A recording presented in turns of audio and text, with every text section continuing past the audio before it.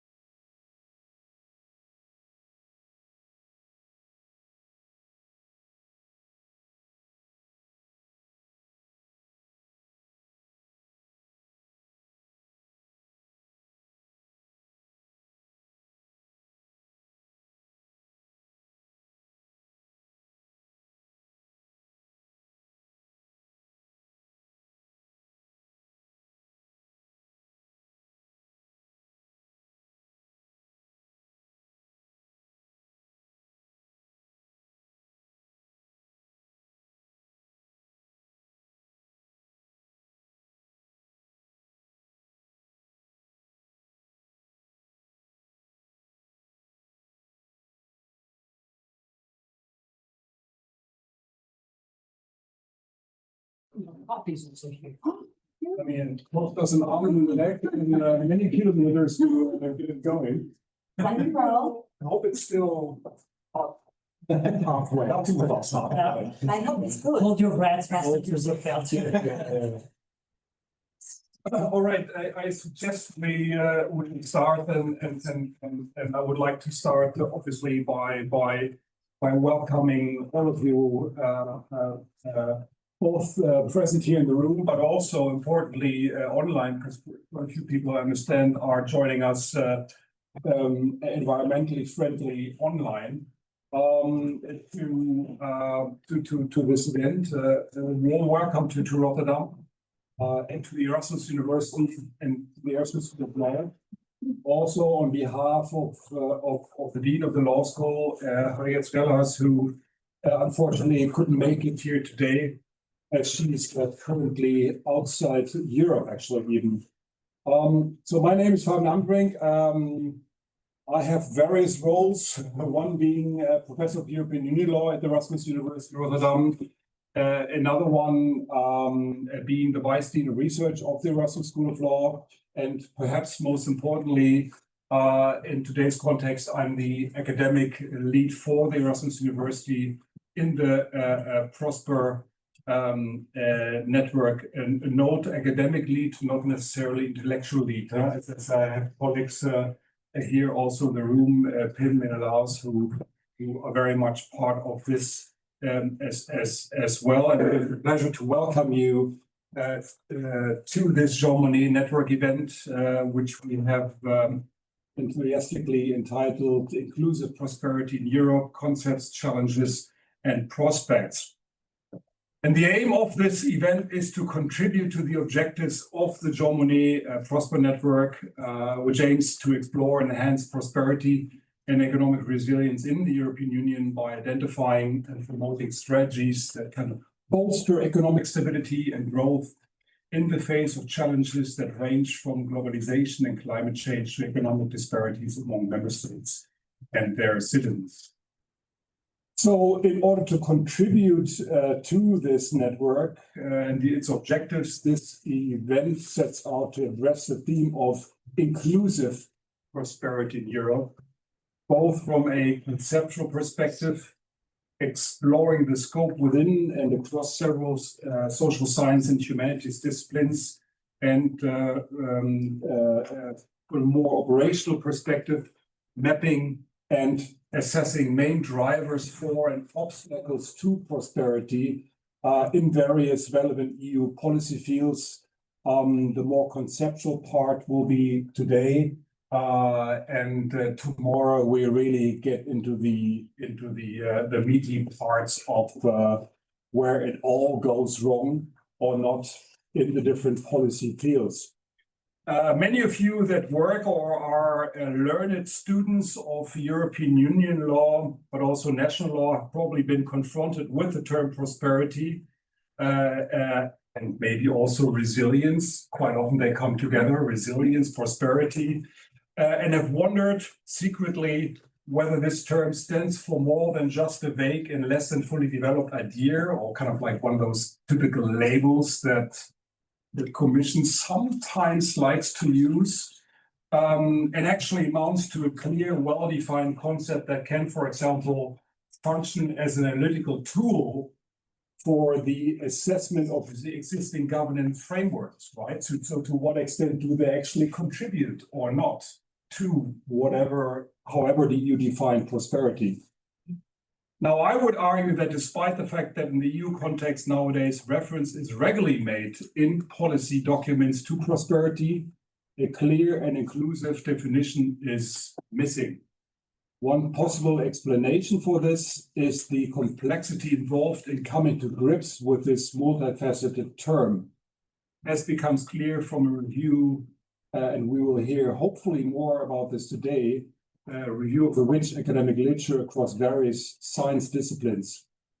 What can be safely stated, I would argue, is that defining prosperity simply in terms of sustained economic growth and competitiveness, observing, for example, growth in GDP and employment rates, would ignore the convincing calls for a more holistic approach to prosperity that, for example, links it to a broader set of positive social and economic challenges and objectives. So the main aim of this event, network event, surely is an ambitious one, in that we do not only want to map prosperity from different disciplinary perspective, identifying overlaps, similarities, but also the main drivers and obstacles, as I said, to prosperity in specific fields. Of course, as PROSPER Network, I think we do realize that this will be neither the beginning nor will it be the end of the debate on prosperity, but hopefully will be a valuable contribution to the ongoing policy debates in Brussels and in the national capitals, and also to future research in this area. Now, as the Erasmus School of Law, putting up my other hat, if you want to, we are very happy and indeed proud to host this interdisciplinary conference that brings together leading scholars from within and outside the Jean Monnet PROSPER network. I think this is also quite important to us as a network, that we don't only talk to each other, creating some sort of echo chamber at some point, but that we do invite colleagues that are working on similar themes to join the discussion and to teach us what it should be all about. I'm looking forward to that today also. And really, this whole theme and topic resonates very well with research agenda also of our law school. Finally, for those of you that have come from abroad on this occasion, and abroad could also be Amsterdam, for example, I hope you had or will have an opportunity to do a little bit of sightseeing in Rotterdam. The weather you have here today is representative for the weather all year long. It's just always wonderful here and sunny. Notoriously sunny. Notoriously. We like to think that this is the most dynamic and innovative city in the Netherlands. It's at least a hypothesis. A city that has not forgotten its roots as a workers' town, and that is actually true. And a town that almost paid the ultimate price during the Second World War, when the city center was destroyed by bombs. And I think there also is, in a way, clear link to why are we fighting and striving for European integration? I'll leave it at that. I feel that more in this city than I feel it in some other places, I have to say. A city with a great world port and the home not only of many multinationals, but also many cultures within the city. I think we're the home to more than 180 nationalities. That depends on who you ask. You get different numbers on the internet. That's roughly something above 100 nationalities for sure, and probably as many cultures and opinions and ideas about things. And that makes this place truly metropolitan and sometimes also truly provincial. It just depends a little bit on the topic. And Rotterdam is not quite a typical Dutch city. It is neither super exotic, nor is it very picturesque. Now I will not mention other cities, but somewhere it's this is very Dutch, and I'm expecting the cheese to be rolled through the city center now. It's not like this. The city has brought about shipbuilders, salesmen, and is the home of the well-known Dutch humanist Discussant Erasmus, the name giver of this university. It's dynamic, it's pure, and is always in motion. And as one of our poets of the city, the late Jules Deelder once said, and I just love this quote, so I use it all the time: "You can hardly catch Rotterdam on film, it is far too real." So please help yourself to a bit of Rotterdam if you can, without, of course, missing out on the conference.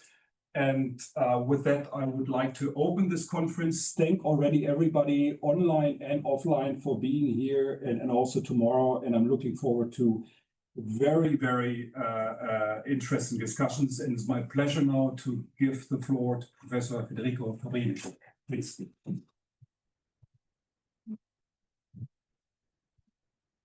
you very much, Fabian, for giving me the floor. Ladies and gentlemen, good afternoon. It's my great pleasure to be with you today. My name is Federico Fabrini. I am a full professor of European law at Dublin City University in Ireland, where I'm also the founding director of the Bruszt Institute and Dublin European Law Institute.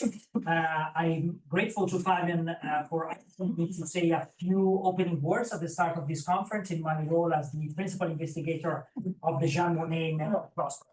First and foremost, let me express my sincere gratitude to Erasmus University Rotterdam, Professor Fabian Amtenbrink and his fantastic team, including the IPEC, who's sitting back there, for the wonderful hospitality and the great substantive and technical support they provided in the organization of the event. Moreover, allow me also to extend a warm welcome to Monica Speranza, the project officer of the European Commission, who is responsible for overseeing the work of the network, for joining us today at this conference. And finally, of course, let me thank all the participants from Erasmus University Law School, from across our Jean Monnet Network, and indeed, as Fabian said, beyond it, for joining us today for the discussion. The Jean Monnet Network PROSPER is a major research, policy, and engagement initiative which was co-funded by the European Commission last year. The network started operating on the 1st of January of this year and will last for 3 years, so until the end of 2027. The Jean Monnet Network PROSPER is led by my institution, Dublin City University in Ireland, but it involves 11 other academic partners from 11 other EU member states. Specifically, the network brings together universities from the north, south, east, and west of Europe, namely the Central European University in Budapest, Hungary, the University of Copenhagen in Denmark, the Free University of Bolzano, Bozen in Italy, Université Libre de Bruxelles in Belgium, University of Luxembourg, Université Paris-Créteil in France, the Otto von Guericke University in Magdeburg in Germany, the Aristotle University of Thessaloniki in Greece, the Pompeu Fabra University in Barcelona, Spain, the Jagiellonian University in Krakow, Poland, and indeed Erasmus University here in Rotterdam, the Netherlands. The Jean Monnet Network PROSPER focuses on the theme of an economy that works for the people. In fact, PROSPER is an acronym that stands for Project to Research Opportunities for Strengthening Prosperity and Economic Resilience in the European Union.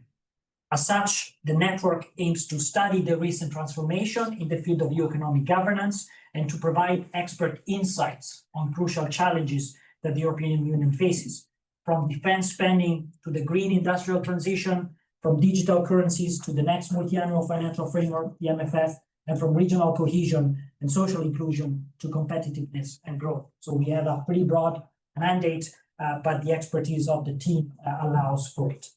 In the next 2 days, as Fabian already mentioned, we will be examining in details many of these themes, their interplay, and occasionally also their trade-offs. So I don't need to dwell on the topic in my opening remarks.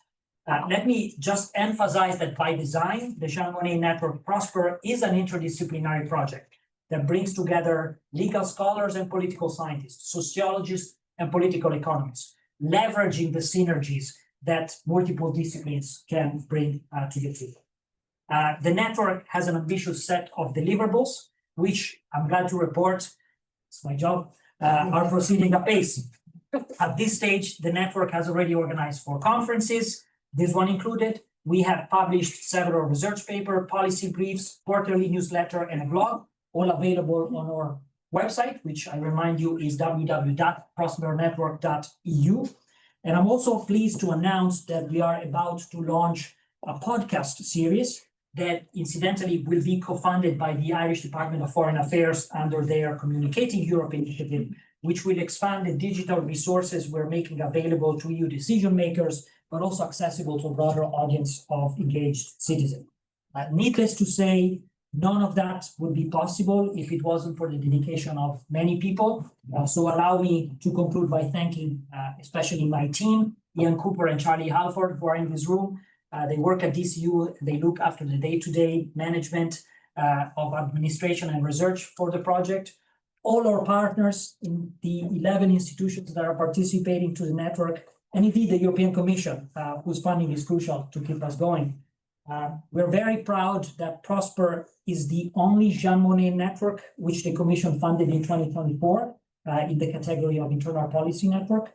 And I am excited both for what awaits us in the next 2 days here in Rotterdam, but also for what awaits us in the next 2+ years across Europe, including at Université Paris-Est Créteil in Paris, where we will be convening in 8 weeks from now for the next network conference.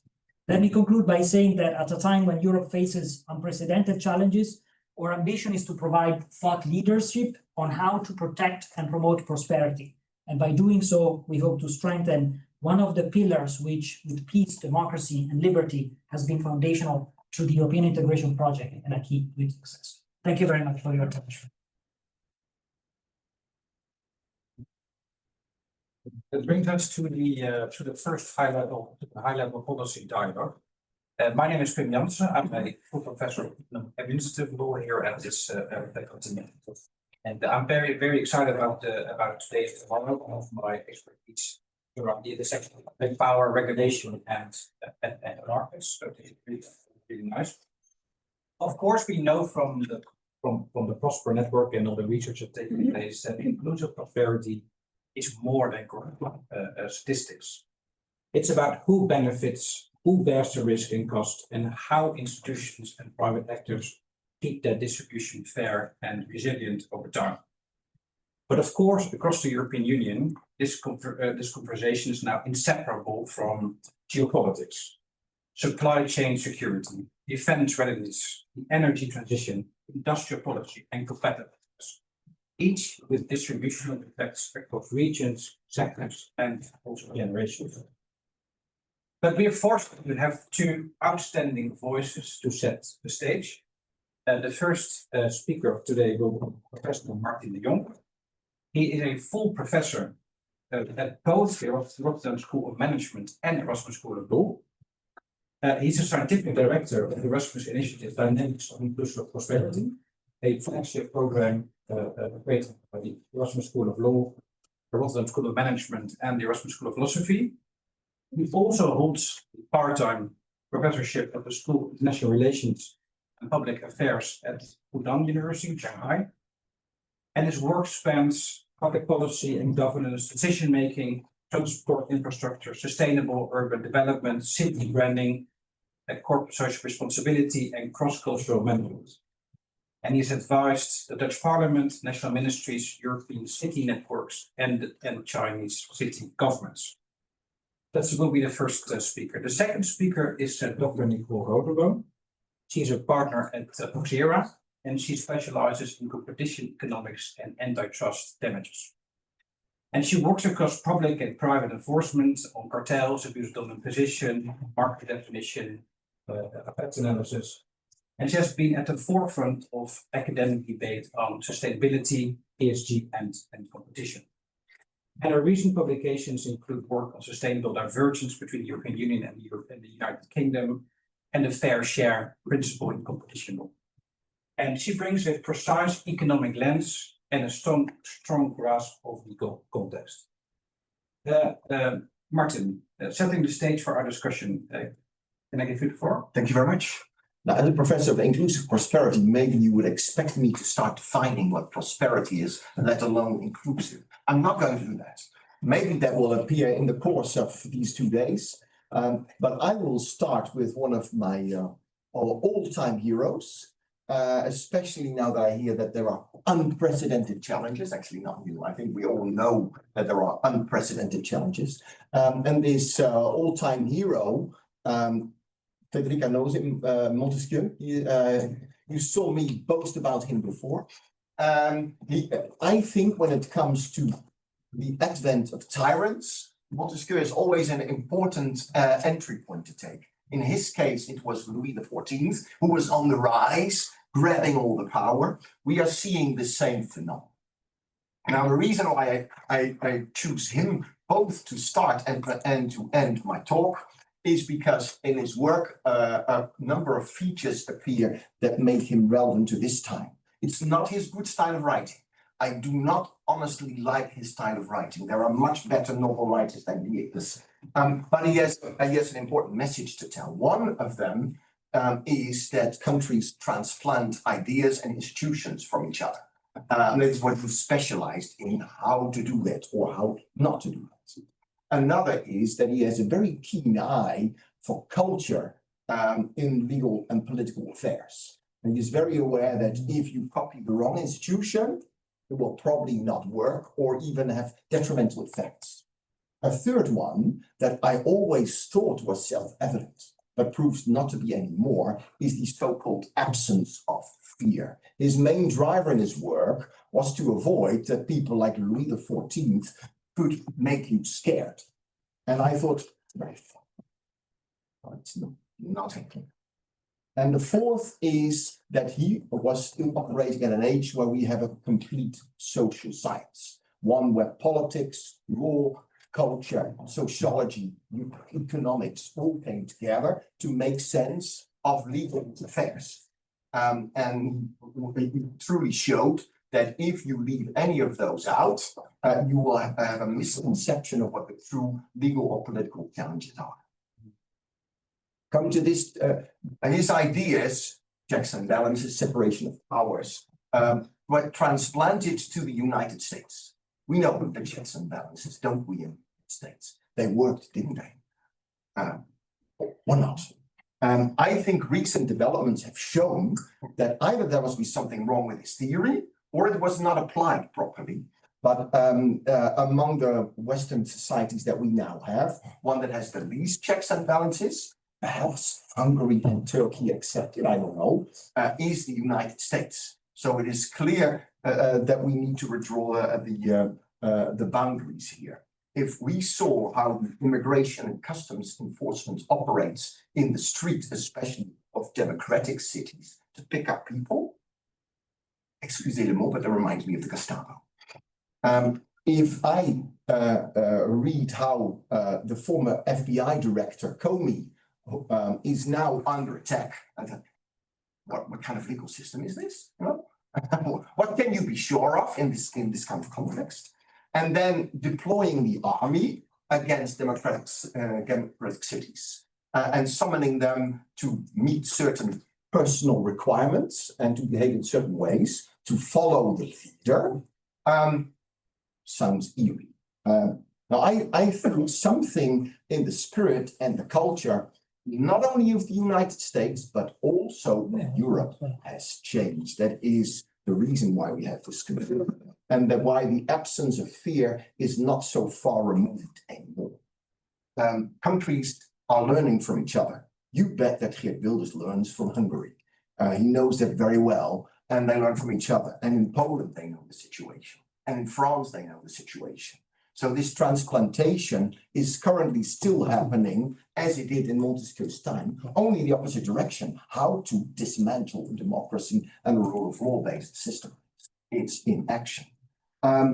It's not far. Just yesterday, I read that in the Belgian context, the national Flemish Minister of Asylum, Van Bossuit, said that she would no longer pay the bills that lawyers impose. If the courts say that government should pay financial penalties for not offering housing to asylum seekers, and the government says we have better things to do than paying our bills, that's significant. Yeah. Likewise, if in the Netherlands, our Minister of Asylum, there is something about migration, Mona Keizer says, okay, this is nice, this State Council report about legislation about not allowing municipalities to give priority to recognize refugees over locals. I'm prohibiting municipalities to do that. State Council says don't do that. It's against the Constitution. Mona Keizer says we'll do it anyway. We're not, drop this bill and submit it the next day. I think we need a complete social science here, which I don't know if any of you have heard of the book How Democracies Die by Levitsky and Ziblatt. It's not only about one evil politician, it's about a whole erosion process of not respecting any cultural rules anymore. So it goes way beyond that. You know, why is Europe an ostrich? Why are we not drawing these lessons? Have we forgotten what happened in World War II? Are we not familiar with tyranny anymore because it's too long ago and we thought, we're only involved in progress in our times and nothing else? Is it the fault of the social media? You just dismantle the social media. Threats are gone because they operate, and like in the Middle Ages, there were societal rumors and everybody was listening to false information and believing it. Is it that? Or is it the lack of proper education? Have we not raised our kids so that their citizenship is too weak and we cannot defend ourselves anymore when true evil comes? Or has the welfare state spoiled us? Have we taken everything for granted, our wealth? And is that the reason why we are now not so strong anymore?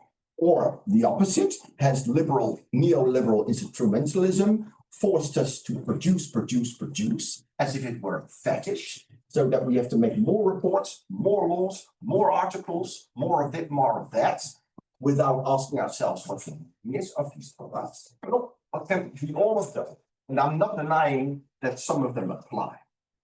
But my true claim here is that we talk inclusive prosperity, but we act exclusive wealth.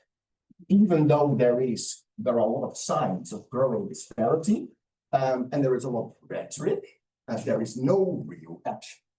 Because most people do not believe anymore that wealth is truly growing, but they still have the GDP numbers, and they still have the profit levels. And those have not gone away in spite of our rhetoric. So we should consider that maybe not others are the double, maybe we are. Let's start with how gross national product, one of the demonstrations of this disparity, came into being. It's not that long. It was invented by Simon Kuznets in the 1930s, and it was deployed all over the Western world and later on everywhere after the Second World War. And it was very useful because it measured productivity growth that was badly needed after so much destruction. We knew already, people in those days already knew that it was a biased system, that housework was not counted, that spending on education and healthcare was seen as government spending, whereas, for instance, infrastructure building and the army were seen as government investments. In those days, that was okay because wealth was indeed growing, and people were essentially trustful of the government. They believed that what the government did in those days was good for them, and therefore there was no questioning of the underlying assumptions for GDP. Gross domestic product was a very useful, if biased, entity. It allowed for expansion. And since Jan Tinberg, a Dutch econometrist, made statements like, true profit lies in distribution, both allocation and distribution in economic science were considered. And there was not yet any belief that talking about distribution is politically biased and therefore unscientific. No such claim could be made in those days. This went well. Healthcare improved, education improved. There was a level of net income improved. It was not so good for the natural environment already then, I must say. But overall, the social count went well. So if we look at the donut economy, then on the social side was going well. Environmentally, there were the beginnings maybe of decline. You could call that a form of inclusive wealth, if you want. The popular economic theory in those days was social choice. How do we maximize utility for the entire society? That was, of course, very naive thinking, because how do we know what utility is for an entire society? And there is a lot of organizational issues involved. But the main drive was to do just that and to spot market failures and eliminate market failures to make sure that some kind of wealth / prosperity, relatively inclusive, could be generated. This changed as in the late 70s and early 80s, stagflation as a phenomenon was found in most Western societies. Inflation and unemployment were growing at the same time, and this was something that Keynesian economics could not explain. And there were people jumping in that gap. From the Chicago economics, we all know the usual suspects, and they turned it around. They said the business of business is business. Milton Friedman is known for this one. He has a few more. I'll come with one more. They're all very catchy. It's totally understandable that we believe him. Totally understandable. Totally must be Trump. I must be imitating a Trump style. Anyway, the backside of this money intervention was, but also political interventions and a growing ineffectiveness of government operations was that distrust of governments. They could no longer do the job. They were not solving problems, they were causing problems. In fact, they were the problem. And the more this idea emerged, the more was done to find government failures rather than market failures. And the social choice theory was replaced by public choice theory. And public said, you know, where do we lose utility? Whenever government does something. So if we delegate our tasks to Parliament, how much of the government, the citizen wishes do we lose? When Parliament delegates something to the government, how much deviation from the true societal utility happens? Likewise with the bureaucracy and implementing agencies. So wherever there was a loss of utility, it was the government doing it. Government failure was at the top of the bill. And academic discipline economics also changed. Distribution was no longer important for the mainstream. It was all about allocation because you could say something scientific about that and not about distribution. Deploying this in the private sector means more often physical, although it can also be service productivity. For the public sector, it means beefing up the number of articles, papers, reports, etc. We are in the system ourselves. We know how painful it is to be productive, but we also know somewhere how useless it is. And that everybody writes and nobody reads. We're not the only ones. Government does exactly the same thing. So we are, productivity has become some kind of fetish, but is a misconception of what utility or wealth is. In the meantime, you know, it's not so much talked about, but the highest income brackets, their tax levels have decreased dramatically in the dozens of percentages in most countries. So the tax base has changed and the freedom of the rich has grown. Various types of corporate tax laws has also been lowered, allegedly to prevent companies from leaving your country and going somewhere else. And shareholder value, at least for listed companies, has taken over from many other stakeholder values. And for a long time, from the left to the right, anybody would go along with this line of thought. It's not that there was only at the fringes. So there was a kind of altered logic in the way we were deploying our public sector, in the way we deployed our legal systems, in the way politics operated, that was focusing on keeping up this GDP level high. And if it was not so easy to do anymore, then you needed budget cuts because people felt bad when GDP was going down. It had to grow because, you know, people feel that they are losing productivity, but the government also needs all this gross national product to base its taxes on. So basically, a whole system has been built around it, and it needs to grow. But it's somehow weird.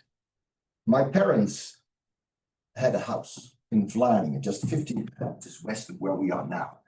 In 1975, I was 5 years old.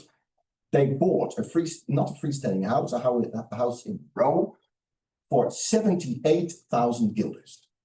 That's roughly 34,000, 35,000 euros. If they sold it now, actually, they sold it a few years ago, but if they sold it now, they would probably cost between 500 and 600,000 euros. That can't be inflation. Now, this house is now 50 years old and has had some maintenance, but I cannot truly believe that it has the same housing quality as when they bought it. And yet the price is, if I make my calculation, roughly 20-fold, a little bit less than that. I'm sure that in your surroundings, there are similar cases of housing being dramatically worth much more money than it was then. I think if you explain this story to most people, especially non-academics, they will not follow this rhetoric anymore. They will not believe that this was true growth. You can say that there is a collection of goods in the basket based on which inflation is based, but products are not the same. There's not a one type of product, so these products change over time. So whether the story is right or not is hard to establish, but it's totally understandable that people don't believe that this was growth, and that if they've had a harder time getting by now than they had in the 1970s, that this GDP growth was anything. So do we still believe the numbers that we are confronted? What am I doing in time? I'm running halfway my story. Please go on. We started a little bit too late. But I really love this one. Yeah. I'll see you give one. I'm roughly halfway. Now, if GDP persists, it is not because of lack of alternatives. I have just this morning checked what other measurement methods exist. You have I'm going to be a little bit monotonous here. You have the UN Development Index, focusing on capabilities. You have the OECD Better Life Index. You have the Social Progress Index. There is the Green GDP, developing time. There is a Genuine Progress Indicator. There's the ecological footprint. There is the gross ecosystem product. There is the gross national happiness, which is deployed in Bhutan. There is the inclusive wealth method. There are adjusted net savings, and there is the median income. And I'm not even sure if this is the complete list. Some of them are very famous.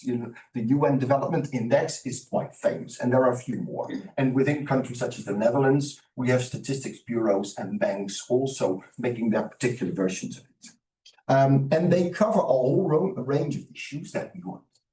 Quality of life, life expectancy, quality of education, quality of healthcare, distributional fairness, ecological balance, you name it. There is a lot more. So there is no shortage of ways to measure it. And yet these methods don't break through. Maybe I think by far the majority of the population would want them to break through, but they don't. The traditional argument to say why it's not happening is they can't be measured well. Money you can measure, it's easy, but happiness, no. Ecological footprint, no. Maybe a little bit better, but still not good enough. But there are also, of course, vested interests. There is governments that lean on this money. There is industry making that money. Profit maximization has, especially since the Chicago School, also become the common way of operating. This is totally legitimate, even required for companies to do. And likewise, the public budget follows this system. I believe you could call it capitalism if you want. Some people will say, let's abolish it. I don't think it would work. I also don't think it's possible. And the reason is, ever since the invention of currency, people believe in capital. Even if we say that we want something else and we have money on our bank account, we are almost inherently striving to increase that. As currency was invented, it had three main functions. One was a means of exchange, allowing goods and services to be exchanged among people in a convenient manner. Another was a measurement or a reckoning unity, so that things could be expressed in terms of certain value. A third was hoarding, because if you have more of that precious metal and you save it for the future, you have a better future. If everybody trusts that currency, why not collect more? Now, over time, a great number of institutional arrangements have been invented and deployed and institutionalized to further this process of capital accumulation. I don't think it needs to be a Marxist idea alone. I think if we look at ourselves, if we look at Milton Friedman, he would say, we are all capitalists now. Another one of his famous quote that you have a hard time forgetting. At least it sticks with me. And I'll be honest, if my bank account is higher, and I know ways to increase that value of my capital, I will also do it. And I wonder who of you say, no, doesn't matter. I think there is an inherent tendency for people to follow that capital, especially this financial capital. There is a kind, you can call it a fetish if you want, but if it works in some kind of way, then people follow that. But we also agree that it has bad consequences for the world. And that if we go on in this way, it will not work. Now, there's another old-time music hero of mine, Mike Oldfield. People in my age cohort will know him. And they will think, okay, Tubular Bells, fantastic music, and there's a lot more. I'm particularly enchanted with his First Steps song, which is about how we didn't deal with each other. But what did he do? As a typical capitalist, he earns his money from us, but moves to the Bahamas to protect his capital. Well, I don't know, maybe some of us wouldn't do that. We are not that bad. No. But it is logical behavior. Max Verstappen also does it in Monaco. There are a couple of those safe tax havens that people go to protect their capital. I believe if we just keep working in financial and to some extent fiscal capital alone, this is bound to go wrong. You know, society will lose its solidarity, and the environment, I don't even want to talk about it. So we're not totally short of inspiration here. We have the term human capital, there is social capital, and there is natural capital. And you can measure them in one way or another, and it's done. You know, human capital being the knowledge and skills that people have. You can convert them to money if you want, but it basically works out jobs, aren't they? But when social capital is what networks we have, but also what trust, what spontaneous trust we have in other people, that makes it easier to deal with them. And natural capital is the value of our natural resources. What happens now is in the process of capital accumulation, all of those are converted into financial capital. Whatever is done, whatever we find in the deep sea, whatever we find on the North Pole, whatever we find inside our own bodies, it's worth money, and there will be private interests in making business models to convert this to money. So basically, we are eating our planet and we are eating ourselves. We are eating it. And I believe that process is evil and should be stopped, but it's not easy, because if you just work with inclusive wealth, then you convert one type of capital in another. And there is the Kyushu University in Japan that is very sophisticated in making such calculations. And what they do is they convert the value of nature into natural capital, and they calculate how much you win or lose over time as a nation, as a city. I find it fascinating, but there is one flaw, and the flaw is that the illusion that you can convert it, or rather maybe even that you should convert it, if this leads to a higher value, remains intact. So it doesn't stop the process of financial capital accumulation. It continues. And the only way to stop that is to give the other types of capital their own representatives in boards, as ministers within companies, and their own metrics. If they adopt the money metrics, then they automatically follow along with financial capital, and they cannot escape the same accumulation logic. But if they get their own representatives on corporate boards and supervisors and governments, and they have true veto powers, then they can stand their own ground. And because benchmarking alone of how we deteriorate this world is not enough. And that's what we're currently doing. So I propose checks and balances, but then checks and balances not so much on government, but more also on the private sector and on the way we run capital. The current practice is profit maximization is a good thing. It's actually what everybody does. And shareholder value normally prevails. There are, of course, social enterprises, there are family enterprises that can choose a different logic, but they're always under attack because they cannot survive in this ecology. But as said before, the statistical offices work with GDP, and the national government budget is reliant on it. We have these systems incidentally in Bhutan, where we have gross national happiness. Also in New Zealand, they've introduced the well-being budget. And they're interesting to learn from. But the problem is that it's difficult to get these ideas transplanted elsewhere if the whole environment basically puts them at a comparative disadvantage. So it continues to be the case that one logic prevails and that the others need to be made equally strong through countervailing powers if we're going to go anywhere, both in the public and in the private sector, with their own representatives and their own metrics. I'm coming towards the end now. I'm coming back to Montesquieu, but I will stop with my old film. I think I have a most important message to him. But I'll first go to Charles de Secondat, Baron de Bruszt et de Montesquieu. I didn't ever believe I would be able to express it like this, but that's his full name, Montesquieu. Transplantation is still happening. It is now happening from Hungary to the United States, from the United States, maybe to EU, maybe to the Netherlands. So, and the culture that we have matters. If people in the Netherlands were very satisfied with their government, if they believed that the Christian Democrats or the Social Democrats could solve the problems, they would never vote for it. Or if they didn't have a false consciousness, they would go to the far left and say, stop all these subsidizing all those millionaires, do something. But all of that is not happening. So our culture matters, and our culture is not one of stopping the capital accumulation now. Maybe people feel that, maybe they talk about inclusive prosperity, but they don't act on it, and they probably also don't know how to do it.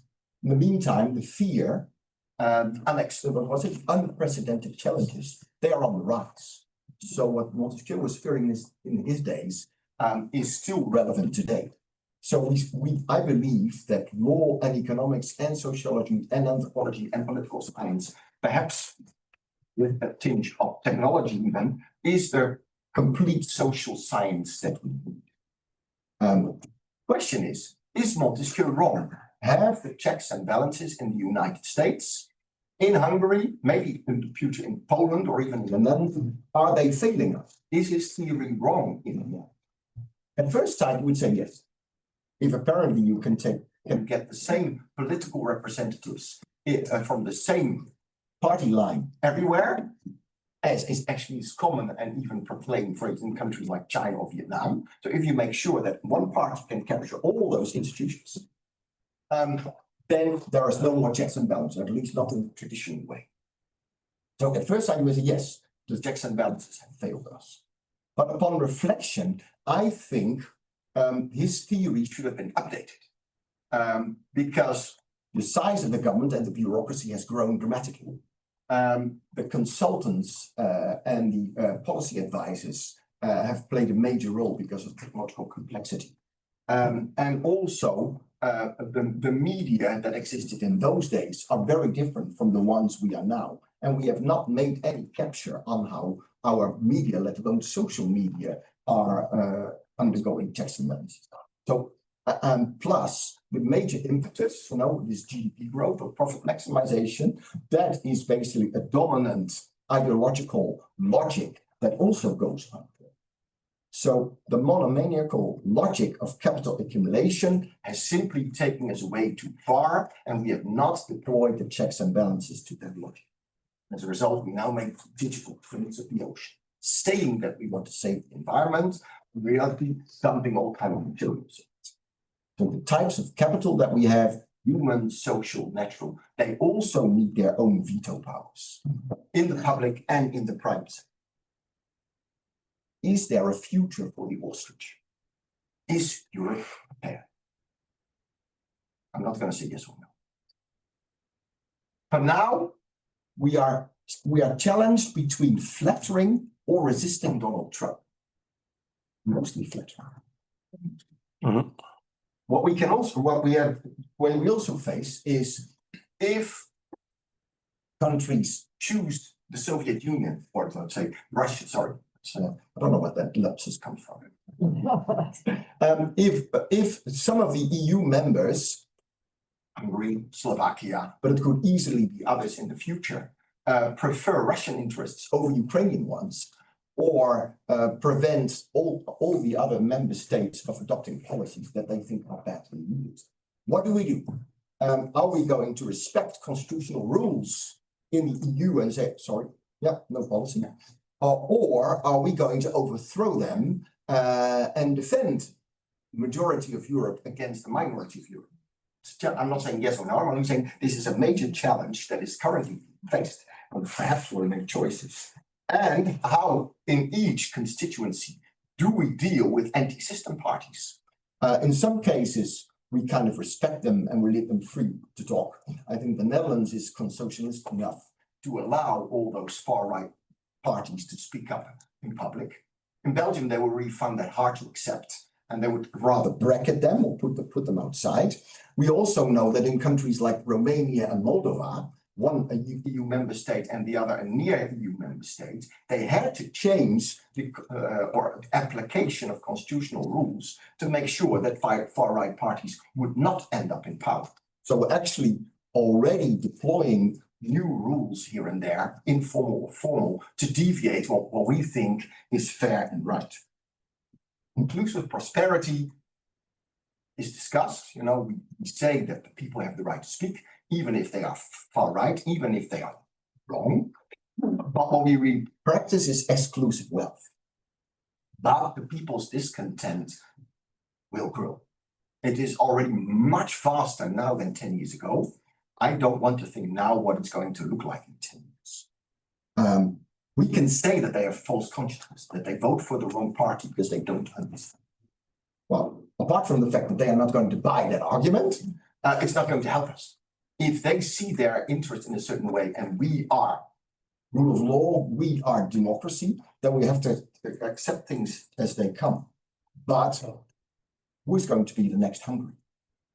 I think inclusive prosperity requires us a deep thought in checks and balances, but then not just in the government, but also in the private sector, also in the way we calculate our wealth. We need more thorough checks and balances than there are now to prevent tyrants from taking control. Mike Oldfield, you are in the Bahamas. It's a great place, but please come on and visit.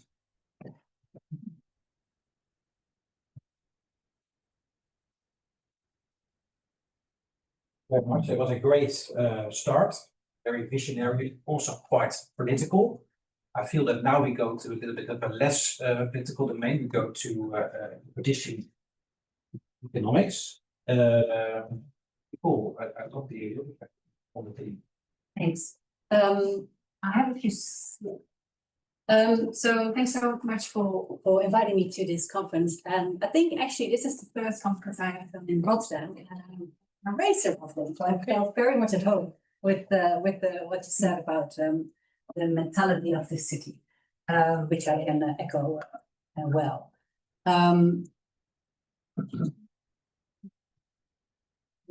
Yeah. It's down on the right. No, it's on the right, yeah. Good. Yeah, perfect. Yeah. So when Pim asked me to speak at this conference and said that the title was Inclusive Prosperity in Geopolitical Times, a lot of things came to mind because it's quite a theme, right? It captures so much. And the question is, what does it capture specifically? So what it captured for me when we talk about geopolitical times, and it's been mentioned already, right? The resilient Europe, more resilience in terms of energy supply, in terms of food supply, things like that, supply chain. So that's one area, and that links, in my view, very much to the whole net zero transition, the energy transition, and then there's the point on inclusivity. And there are so many different angles to that. But one angle, which ties nicely to the sort of the net zero transition, is the inclusivity with regards to we are here now, but there is also a future generation that's hoping to be on this planet and hoping to have as good as a life as we have, or better. That's linking to your story. So those are the two things I had in mind, and I will discuss some other angles towards inclusivity along the way. But I promise it's a more optimistic story than what we just heard. But I just do want to point out a few challenges with regard to those two perspectives. So if we consider sort of a resilient Europe, the net zero transaction, challenges are with electrification, right? If much more of our energy is from renewables, great. How do we get that to people's home? We need to expand the grid. That costs a lot of money. And who's going to pay that? Are consumers going to pay that now? Is the government going to pay that now? Does that mean that future consumers will have to pay that later on through taxes? Again, the link between prosperity and the link to inclusivity. Now, other things are very important in that sense is how do we keep our water clean? How do we keep it clean from our, not keep, but have it clean from PFAS, for instance? How do we get up the learning curve and down the cost curve for hydrogen and other new technologies that may arise now and in the future? And how do we ensure as Europe, as a world, that we get access to raw materials that we need in products? Then again, as another component of the inclusivity, how do we deal with scale gaps of jobs that may exist now, but may not exist later on? How can we transfer those people and teach them other skills so they can thrive in the future world? And then the last one, and I know other people on this event later today will discuss, amongst others, the Draghi report. But one of the things that is mentioned is sort of the how are we one Europe instead of like a bunch of member states tossed together. Cross-border infrastructure, regulatory framework, how can we sort of be more working together? So that's all on challenges. But how to overcome these challenges? And as an economist, I consider that as a sort of a way of how to allocate scarce resources. That is materials, inputs, skills, like natural capital, all that. And there are, roughly speaking, two flavors. One is leave it to the government, either because the government owned it, like we've seen in the past, or because the government regulates it, or leave it to the market. And what we see in a number of sectors is that it's left to the market, but with a sort of safeguard around it of competition law and some other laws that would prevent all unlawful use, basically. So as a competition economist, I am very enthusiastic about sort of the dynamics within competition law and the room it offers and the potential drawbacks within that. So I want to focus on that today. And the idea from competition law is that if a market works well and if competition does its job, it leads to lower prices, it leads to higher quality, it leads to higher consumer choice. And that would be, in principle, a good thing for consumers. However, there could be instances where the market doesn't work, for instance, market failures, or there are other aspects outside those three things that I just mentioned that are playing a role. Which brings me to the role of competition law in the advancement of consumer and sustainability benefits. So you'll see on the slide, and this is within the context of what we call the cartel prohibition. So that's Article 101 from the Treaty of the Functioning of the European Union. So the same principle applies when we consider mergers, for instance. If, for whatever reason, companies can't achieve a certain sustainability goal, for instance, I feel the need to coordinate rather than compete. There are ways within competition law that allows firms to do so within certain limits. So, for instance, one example is the approach by Shell and Total Energies that wanted to invest together in a capturing and storing of CO2 infrastructure outside the coast of the Netherlands to basically capture the CO2 from chemical companies, whoever, transport it through a pipeline and store it in the empty gas fields. But that involves quite a expensive and risky exercise. Risky because it's new technology, never done before on this scale, and expensive. Well, you can imagine the cost of drilling a pipeline and running it down to the seabed. So they teamed up together. And then it becomes a question of how does the benefits to society, how does the benefit to the environment weigh up here? Because it might be that because they coordinate rather than compete, that the prices go up. That's something the competition authority should consider. But at the same time, if they succeed, they are going to store enormous amounts of CO2 under the seabed, and those amounts will not be emitted in the air, and hence cleaner air, better for the environment.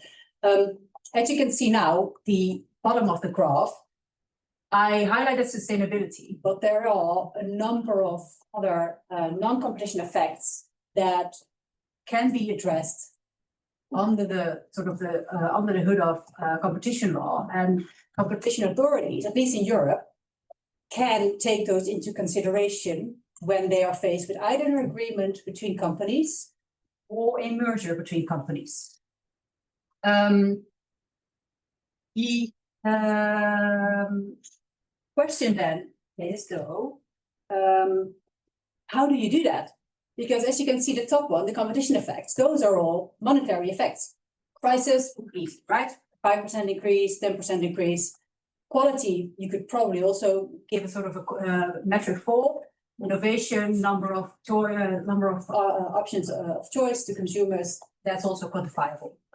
But how are you going to quantify sustainability? How are you going to quantify environmental benefits? And how are you going to weigh that against the potential price increase of a merger or an agreement? Now, luckily, economics has a role to play here, because there are a number of ways how to monetize things that are not or don't have a monetary value. That could be avoided CO2, that could be a higher recyclability rate, that could be a production using less water.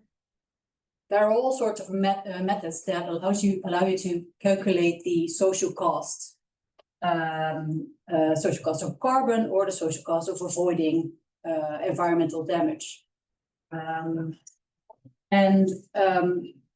Once the benefits are clear, once the benefits are sort of monetized, so they are turned into a euro sign or dollar sign or whatever currency you're looking at, you can use the social cost and benefit analysis to look at the distributional effects and do a weighing.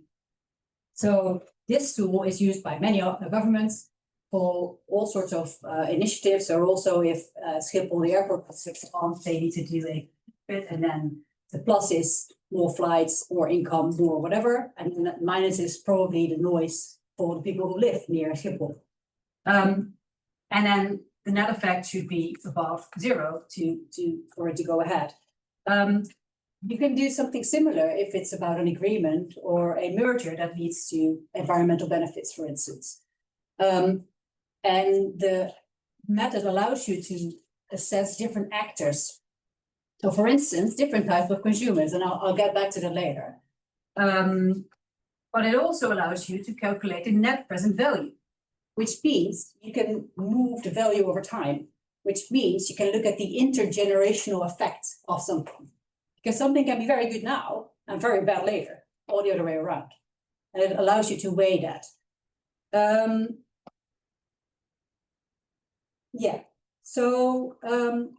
Talking about weighing, there is an example I will walk through that sort of, well, it's an interesting one, because so it's the energy trilemma, basically. So the reach to net zero or the electrification, and there are three goals, but they could be coming at the expense of each other. Because if you say we as Europe or we as a world or a country want to be resilient, we want to be self-reliant on the energy we need for our economy, we want to produce that ourselves, great. Then your security of supply might be perfect. Well done. But if that means you need to extend your electricity grid, or you need to invest in home batteries for the entire nation, that might come at a cost, and hence you might not be reaching the affordability. Or it might be affordable for some consumers, and it might not be affordable for others. And then there's the sustainability that is about sort of the sufficient quantities. Can you always, and that's specific for the energy sector, as you can imagine, can you always supply enough energy for the peak moments, right? Our grid needs to be based on peak moments, not on sort of when everyone's sleeping, and the energy consumption is not that high. But then, given that there are three goals, and they may or may not come at the expense of each other, how are we going to weigh which one is more important? How are we going to decide as Europe or our country whether we value the security of supply more than affordability? Well, that's a job for the government to give an answer to, and it's not an easy task, I would say. Which moves me back to the question, to the point on inclusiveness and sort of prosperity for all. And in competition law, we have the concept of consumers, and that sounds like obvious, but it also sounds like consumers are a very homogeneous group of people. Well, that's hardly ever the case. So if we look at sort of the different types of consumers and the distributional impact that we have for different groups, competition authorities, when assessing a merger or an agreement, should take that into consideration and can, to some extent, take it into consideration. And I have a few sort of perspectives on the slide here. So vulnerability, income, so low income, high income, and gender. What's not even on the slide, and there's probably quite an extensive list that's not even on the slide, is the intergenerational point that I made, and is sort of the rural versus urban point. Because the other day I was reading that the increase in energy bills for those people in the Netherlands who live outside the Randstad, which is basically the sort of the middle and left side of the country, for those not from the Netherlands, those electricity bills went up higher and more than in the Randstad. Now, part of that was because they have bigger houses and it costs more to need a bigger house. But another part was that they had worse housing isolation, and because in general, their income was lower, and hence they had less financial room to improve the isolation. So that could also be something to consider if you, as a government or a competition authority, look at sort of low versus high income, and what kind of consumers are going to be affected by this. Now, starting from right to left, which is counterintuitive, so bear with me, on gender, traditionally, competition authorities have always considered consumers to be only considered based on their willingness to substitute or willingness to pay, like the consumer preferences. And competition policy as such is gender blind, actually. However, as of 2018, the OECD has done quite an initiative to explore whether applying a gender lens might actually lead to a more effective competition policy. And as part of that, we did a study on how gender plays a role within relevant market analysis in merger cases, which was quite interesting. Because that means you need to sort of break down the one consumer group phenomena into, could there be that men act differently in a market, have different consumer preferences than women? What often happens in practice is that a competition authority sends out a survey to consumers in the market. And they ask in that survey sort of what is, you purchased this product. If that product would not be available, what is your substitution? Where do you go to? What is your willingness to pay for that? How likely is it that you would switch? And for the exercise we did for the OECD, we looked back at a lot of those surveys. And you wouldn't imagine how many of those surveys either did not even ask the respondents whether they're male or female, Or if they did, they just dumped all the data together and didn't do anything with the data in their database. So again, competition policy, gender blind, sort of, that was pretty clear. Now, as you can imagine, if it's a market for razors or deodorant or clothing, everyone will probably think you could see a reason for having a different product market for men and women potentially, but obviously there can be all sorts of sectors where this plays a role. And hence, it would be good if the competition authority considers those two different groups in their assessment, because it might be that they're harmed in a different way by an agreement or a merger. Now, that's one thing of dealing with sort of the distributional impacts via competition assessments. Then, in terms of vulnerability, in a most extreme case, it could be that all consumers of a specific product are vulnerable, and that weighs heavy in the assessment of whether a merger goes ahead, yes or no. So one example is from the US, where the FTC recognized that the consumers of that MPGs using microprocessor prosthetic knees, which is a mouthful, are vulnerable in the sense that they rely on competitive pricing, they rely on innovations happening on their product. And if the merger would lead to price increases, they would be harmed. And it's sort of, you could argue that it's bad if people would end up paying 10% more for their toothpaste. But the view there in that case was that it's probably worse if you're paying X% more for your prosthetic knee, because you rely more on that than toothpaste, presumably. So there it also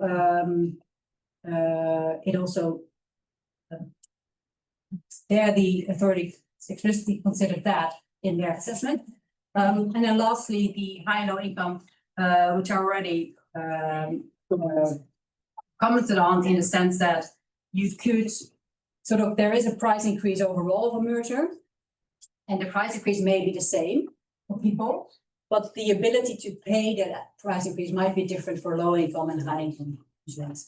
Now, wrapping up, competition law, in my view, has quite a lot of room to deal with the issues like this, right? There is the analytical framework, there is the method, there is the jurisprudence of non-competition effects that have been considered in mergers, in agreements, that could lead to a better environment, more sustainable living. However, the issue is how to weigh those different groups and how to weigh those different goals. So the security of supply, or the accessibility, how to weigh those. And that's not a role for the competition authority. That is a role for the government, who has to provide guidance to the competition authority and say, we as a government, we as an democratic elected government, we value X over I, or we value it equally, also fine. But there should be guidance from the government to the competition authorities to deal with this practice. Now, lastly, because I've talked about competition economics only, and I mean, I don't mind, but maybe you do. On the regulation front, there are also other aspects that are going on in Europe that try to aim at sort of a inclusive prosperity and a better environment for us all. So the green VAT, for instance, that tries to stimulate repurposed products, makes it more available. There's the Union of Scales, which is about sort of the scale gap and moving people across. And then there's the regional innovation valleys that is specifically aimed at the urban and rural distinction that I was talking about. I won't go into much more detail about this, because I think it might be on your program for the next 2 days. But there is a lot of things, there are a lot of things happening from Brussels in member states. So I am a bit more optimistic.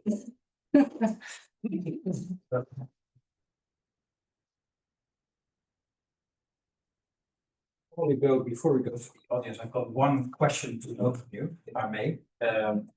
As Nicole pointed out, competition law is about making markets work for people and businesses in general.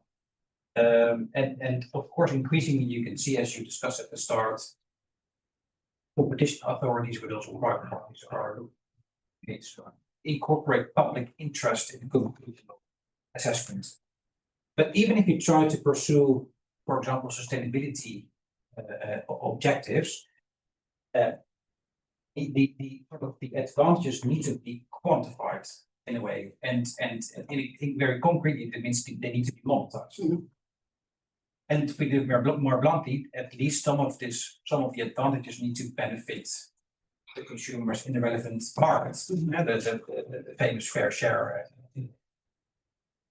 Martin, if I listen to your story, so we're trying to monetize public interest objectives and able to align it with the assessment. Are we asking ourselves the wrong question? In your view, is it something that's inherently impossible? Should we change the test? I think it is possible. The question is whether it's desirable. There's a clear distinction between environmental economics and ecological economics. In environmental economics, basically all other aspects are calculated as you suggest.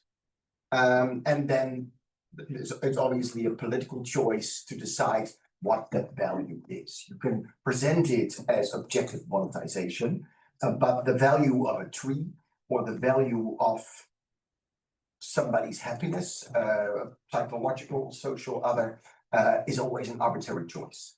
In ecological economics, you would say, no, there are, especially in this case, in the natural environment, there are certain threshold values.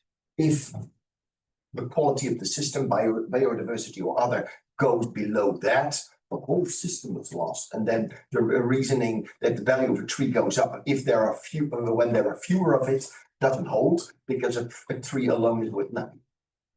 So the logic underlying ecological economics is a fundamentally different one and works much more with strict regulation than environmental economics does. So yeah, in the end, I'm a pragmatist. I would say if the value of natural, social, or human capital is high in this calculation, then we're getting nearer to what we want, even if it is an arbitrary choice. But I would prefer these interests to be represented in the decision making so they can speak of their own terms. And maybe a related question to you. So currently we know that the Dutch competition together, the Greek one has been quite vocal on including first sustainability competition law test. And it was also a way to influence the Commission to take it up as well. The Commission has done it to some extent, but not completely. But this is all in the horizontal guidelines. We also sort of apply the same logic, vertical, so you apply the same logic also, for example, on merger regulation. Is it programmatic? Is there a need for it? Well, I think merger regulation already allows for to some extent. You could argue that I'm the economist here, right? You're the lawyer, so bear with me. But you could argue that the 1013 framework that allows for the economic benefits and sustainable benefits to be weighted against potential price increase of the cartel prohibition are very similar to the merger defense, the merger case. Now, I think where merger is difficult past that balancing test is that one additional criteria is that there should not be another way that is less restrictive to competition that achieves the same goal. And given that if you're talking on the scale of pure competition and a pure merger, an agreement is sort of midway through because you still compete on some areas, but you agree on some others. So an agreement is already a less competition restricting form than a merger. So hence we see it less a merger because it's sort of, yeah, it's easier to come up with an alternative. Not in all instances, but there are some, yeah. Interesting. Perfect.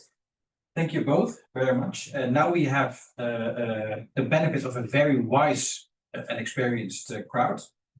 So please raise your hand if you have a question, and unless you've been introduced, you have introduced yourself already, please introduce your name and your affiliation.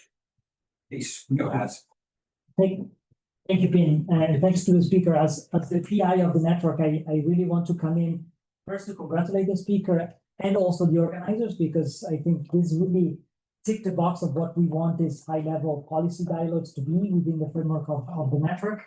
And it seemed to me, listening to both your presentations, it was really interesting because you kind of focused on slightly different things, but in a way, I think this was a wonderful dialogue between a more traditional conception of what prosperity is from an economic point of view and a more critical view. So I want to connect the two of you and somehow play devil's advocate and sort of try to open up the discussion also among the broader crowd. So one question I had for you, Nicole, also drawing from what Martin said, of course, you're an economist, and as you pointed out, the logic of economic analysis is that you try to find a common language to measure things. Mm-hmm. But of course, Martin's criticism is the language that economics has come to use is very mathematical and quantitative and gives value to stuff. Mm-hmm. And so pushing you a little bit along Martin's logic, I suppose, I'm not an economist, so I ask it as an open question, mm-hmm. but to what extent is in your discipline a discussion taking place about the limitation of the modern trend in economics that has moved economics away from the social sciences and made it much more into a hard science? I mean, it's interesting. I myself was reading academic articles published in economic journals in the 50s. As a lawyer, I could understand it. I can't read anything by economists today because it's all mathematical formula, regression, numerical regression and all that. And obviously, there has been a deliberate choice by the field to say, no, we're not a social science. We are like physics. We do numbers, we crunch numbers, and we can put a price tag on everything. But then, of course, the result is, what's the value of a tree? What's the value of the rainforest in Amazonia? And there, I think we see all the struggles that Martin was pointing out. So I kind of wanted to push you to reflect on what are the limits of how your disciplines methodologically approaches the problem you face. Of course, there's many values of having one method to calculate everything, but exactly as the example you're making, how do you calculate vulnerability in access to cheap energy? Mm-hmm. Okay, now let me turn the fried eggs on the other side to you, Martin, because I suppose something that I find difficult and I struggle is basically the following. If you think about the European idea of prosperity, is we want people to be well to avoid the 1930s again. I mean, the EU, the creation of the common market, the common agricultural policy, the Marshall Plan was all designed to deal with the historical legacy of the 30s when you had high unemployment, hyperinflation in Germany, rising poverty, and those were seen as the kind of the socioeconomic condition for the rise of fascism in Italy and then in Germany and then all what happened. And so this idea of we want food on the table for people because if people are fed, they will not go after the next Hitler, I think has been a little bit the idea behind economic growth and the model of societies that were built, at least in Europe, but I would say in all Western democracies since the end of the Second World War. But here comes the problem to me that in reality, we have never been so well in our life. I mean, the story about your parents that you said, okay, they bought the house for a very low price, but we are indefinitely better off than your parents. Probably your parents lived World War II, German occupation, the raising of Rotterdam by German bonds, the massive poverty and displacement of the late 40s and 50s. So in fact, our society in so many ways are more prosperous than the societies in the 50s and 60s. We are all more educated, we get all free healthcare, we get lots of benefits and so on. And yet, and here's really the challenge to me, we are so resentful. I mean, the case of the US, you mentioned Trump multiple times, and it's a country I know quite well. America has never been so good as it's now. And yet the narrative is, oh, we lost our greatness. Oh, we were so better off 30 years ago. And this is not an economic thing to me. It's more about a narrative, it's more about an ideological story, which you can't just fix by, changing the narrative about prosperity. Or that's what I feel. I worry a little bit about that. This is a much more an ideological thing than not the economic issues that Germany lived or Italy lived in the 20s and 30s. And so you can't really fix it simply by taxing more the rich. I agree with you. We should tax more the rich, but that's my view, and we're on the same page. But I'm not sure that would solve the Trump problem. That's Only my 20 or 30 years, but we have a more immediate problems to solve now, I think.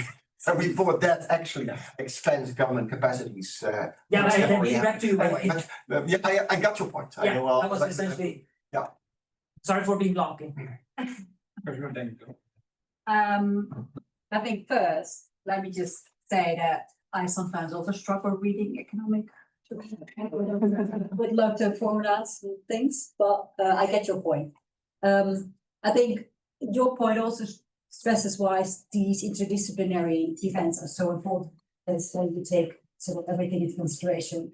And in that sense, I think economics is, I don't know whether neutral is the right word, or factual maybe. I mean, if the core of economics is basically the allocation of scarce resources, they can happen through like the dynamics in the market. Assuming no government intervention and government regulation. And yes, then that could lead to situations that most people maybe even would consider as undesirable, with maybe companies making excessive profits and energy bills being high, or within another sector, which goes back to your point on market failures. I think maybe there's a change coming again in the economic science. I don't know, but I think there is a debate on fairness, which is, I think, a tough debate for the economics profession. What is fair, and according to who? And how does our sort of mathematical toolkit play into that? I don't have the answer to you, frankly. Sorry, but your observation is an interesting one, and we'll see whether the economics, which is like really broad, right, deals with this in the next years. Yeah. About economics, I actually love economics, but just not the way it's practiced now. But the way it was practiced maybe decades ago was fascinating, and I think the philosophy of economics is one of my favorites. So, what foundations are there for value? That is, so I as a compliment. Regarding the question whether we are better off now than in the 50s, that really depends on your yardstick. You could see a turning point in around 1980. Between 1950 and 1980, almost everybody became better off, simply because of various types of, especially wealth, but to some extent also prosperity growth. But at around 1980, there is a turning point where the Gini coefficient starts increasing again, increasingly rapidly again, leading to both wealth and to a certain extent also growing income disparity. So I think the turning point is roughly 1980. The question also is, who is rich? Maybe you and I are better off, but the people that live in the park around the corner, they are not better off. They actually struggle to get by. And I think a shockingly high number of people in Europe, and especially the United States, are really struggling with double, triple jobs, living in the street, having no money to spend on their education, or getting deeply into debt. So the we is badly divided, and possibly the worst off are a minority, but they are a growing minority. The other thing is, in terms of what are we better off? In the nominal count of wealth, the allocation that we have been constantly focusing on, I think you can make a claim that's been growing. without asking what does it represent and in whose hands is it. If we ask ourselves, what has been the quality of our education system? What has happened to our healthcare? We can say it's public, but the queues are enormous. And the time spent on each individual requiring care have been reduced. Now, you can, of course, value that. You say, now 10 minutes of care is worth much more than 40 minutes of care 40 years ago. But my honest claim is that in a lot of aspects of value, in social, in human, and in natural capital, and many of the government services provided, especially government spending, especially compared to 19. Let's finish. We still have a little bit more than 15 minutes. We have 5 more questions. This one. I share your love for Montesquieu, but I disagree with you. I think he was right because he was not deterministic but probabilistic. He said that it increases the probability of maintaining liberties, and then he cited several other things. And then the Federalists added more, and then basically what did not fail. Actually, checks and balances were better in some countries, work less in Hungary. But they work. And the other 2 factors that you yourself actually stressed several times, very important idea that just by legal, constitutional, sociological perspective, you cannot give answers. So there are at least 2 things that might be relevant besides checks and balances. Just mentioned inequalities, the highly inequal distribution of social and economic power, which is very important, plays a very important role, and the capacity of people to live by these institutions. If that declines dramatically, then you might have a problem. And here I very much agree with you, what Joseph said. Federico, there is a very interesting new wing in political geography that describes how disparities are territorially dispersed. So there are some who are better off, exactly what you said.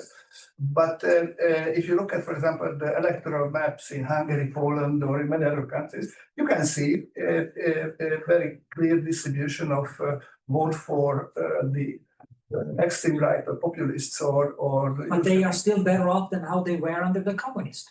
That's my point. Might be better off, but people not absolute inequalities matter most, but relative. The biggest problems are always by middle class that is afraid of losing its status. He's afraid of. They're not losing it. That's my point. Yeah, but they think that the incumbents play with the fire. They might lose because they allow for the people with lower status to get in, or people who they despise to get voted off will get reverse, not them. And the other is the social inequalities again. Very important. So, absolute term, I'd be right that these societies are much better off, but it's always the relative matters most, identity. Yeah, it is a very good. And that was actually what Montesquieu also Your question still had to come, right? But what is the exact question? No, that was a question. I agree with you. Actually, I also believe in a probabilistic future. Not all is lost. We can work on it, but it's a challenge. It's a challenge. I was going into deep depression already, Martin. We'll be over tomorrow.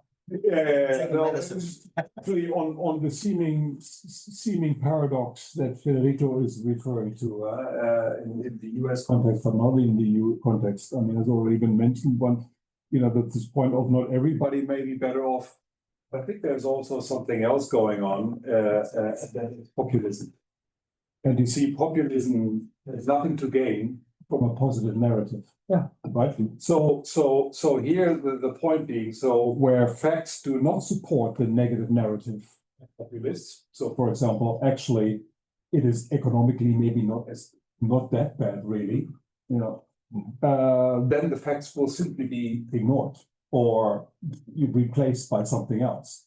And that then maybe explains, to some extent, explains that, well, why do people vote for, to the extent that they are better off, how can they then nevertheless vote for these people? Because the narrative is a different one that is being presented and somehow. Narrative presented. Yeah, and then there is a question for you, Martin. So for you, what is the relationship between prosperity or inclusive prosperity and democracy and the rule of law? Because you refer to them, but and I don't want to put words in your mouth or what I think. So I just want to leave it at that. What is for you the relationship? I think theoretically you can have a democracy without the rule of law, theoretically. Often they are difficult, depends on, of course, on your interpretation, especially of democracy. Rule of law, I think, is a little bit easier to pinpoint what it has as requirements. For democracy, it's very broad. The story of ancient Greece, it was a democracy, but of a very different kind that we had, with slavery, with women not voting. It's also a particular part of Greece that had this democracy, and no rule of law. So that's interesting. Theoretically, they can be separated. In practice, in the modern times, they imply each other because if we think that there are elections in a country, but we know who is going to win, and if it's under threat, the rules of the game will be changed. For us, that is not a true democracy. So I think, and then there should be recourse to the law if something goes wrong.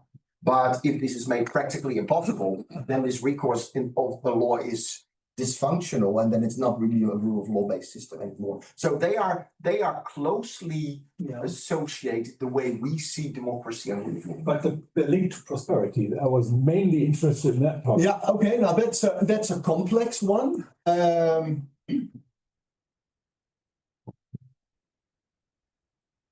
I think it is more related to expectations than to absolute prosperity. Wealth is yet another matter. Wealth is, how much in terms of materially you have.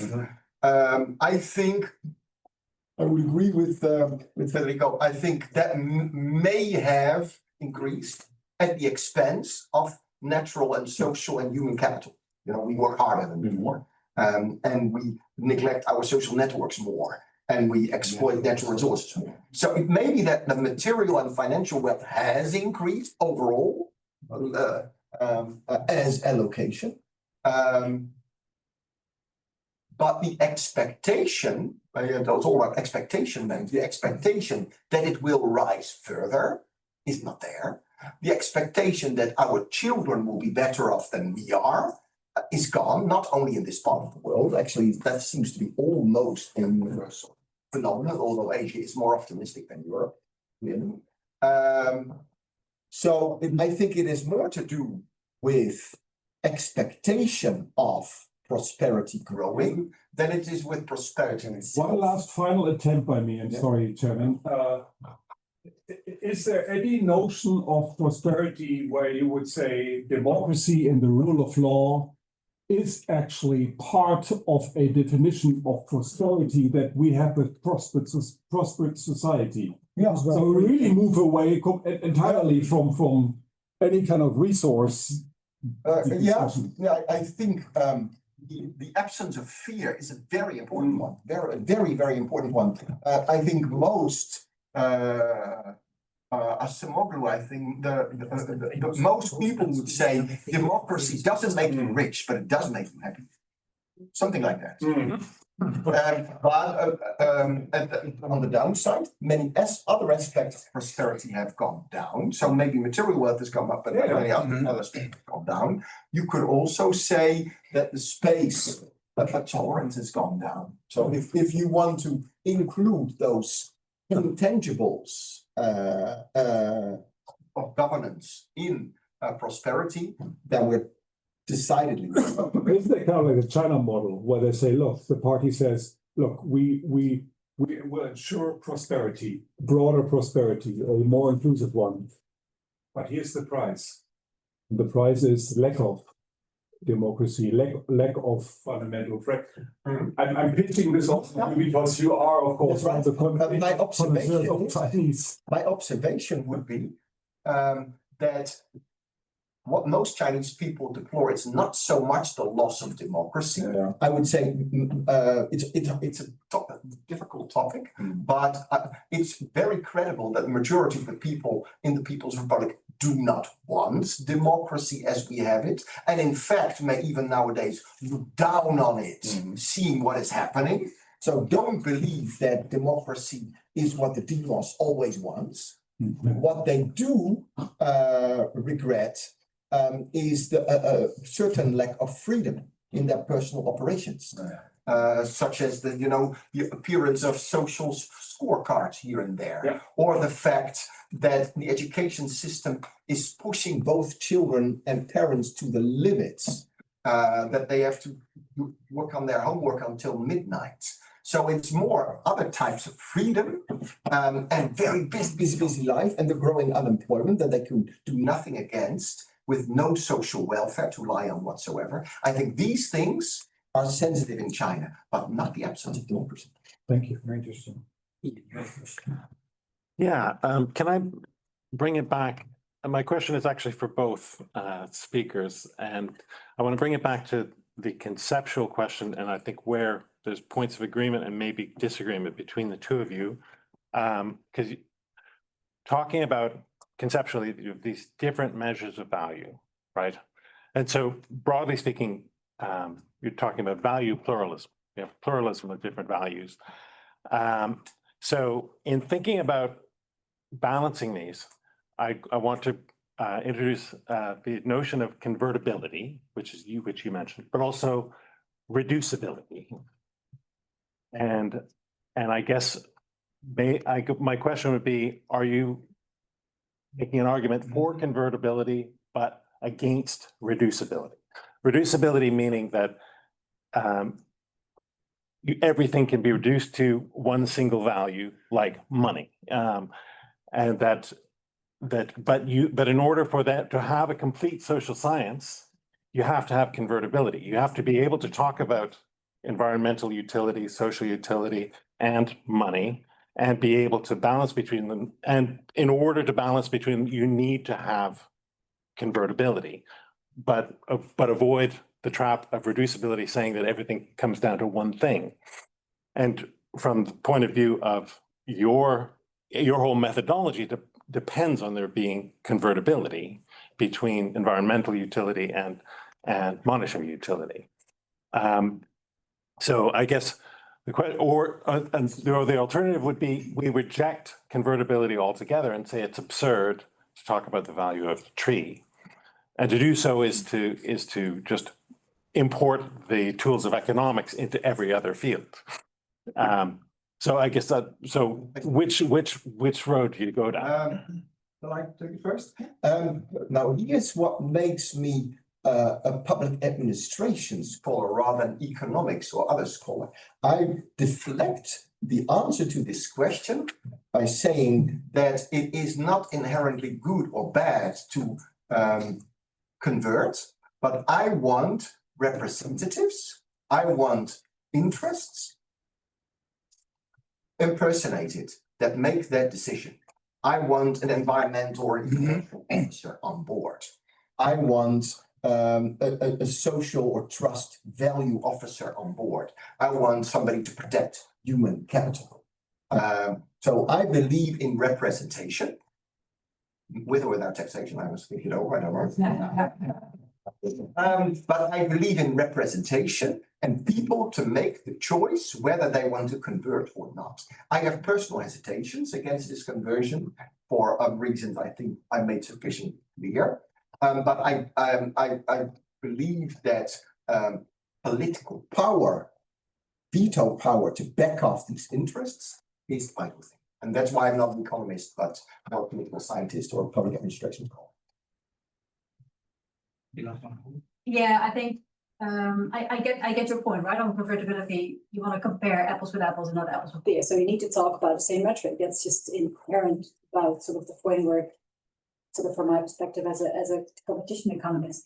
I think where there could be more room is that if the monetary values of environmental benefits are relatively close to sort of the expected, it really matters sort of what exact euro amount is there to weigh it. But there are also instances where it's just so obvious that there are large environmental benefits that sort of the balancing and the monetization of it is you don't need to spend lots of time on that because it's obvious for obvious reasons. What I found very interesting about what you said about the Japanese university, I think was it called, the value of nature. I think that's very interesting, or the natural capital.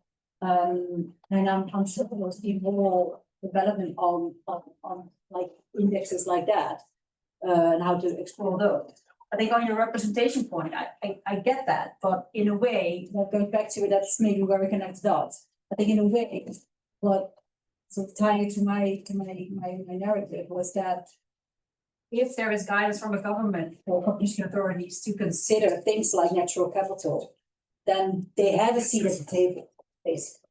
But then the competition authority needs to be enabled by how to employ those weighing, which is basically representation or a weighing exercise. So I think we can connect dots at some points. That's really nice. Yeah, any question? Yeah, no, it's also exactly about this point. So it's really interesting discussion about how you aggregate these really difficult things. It's super political.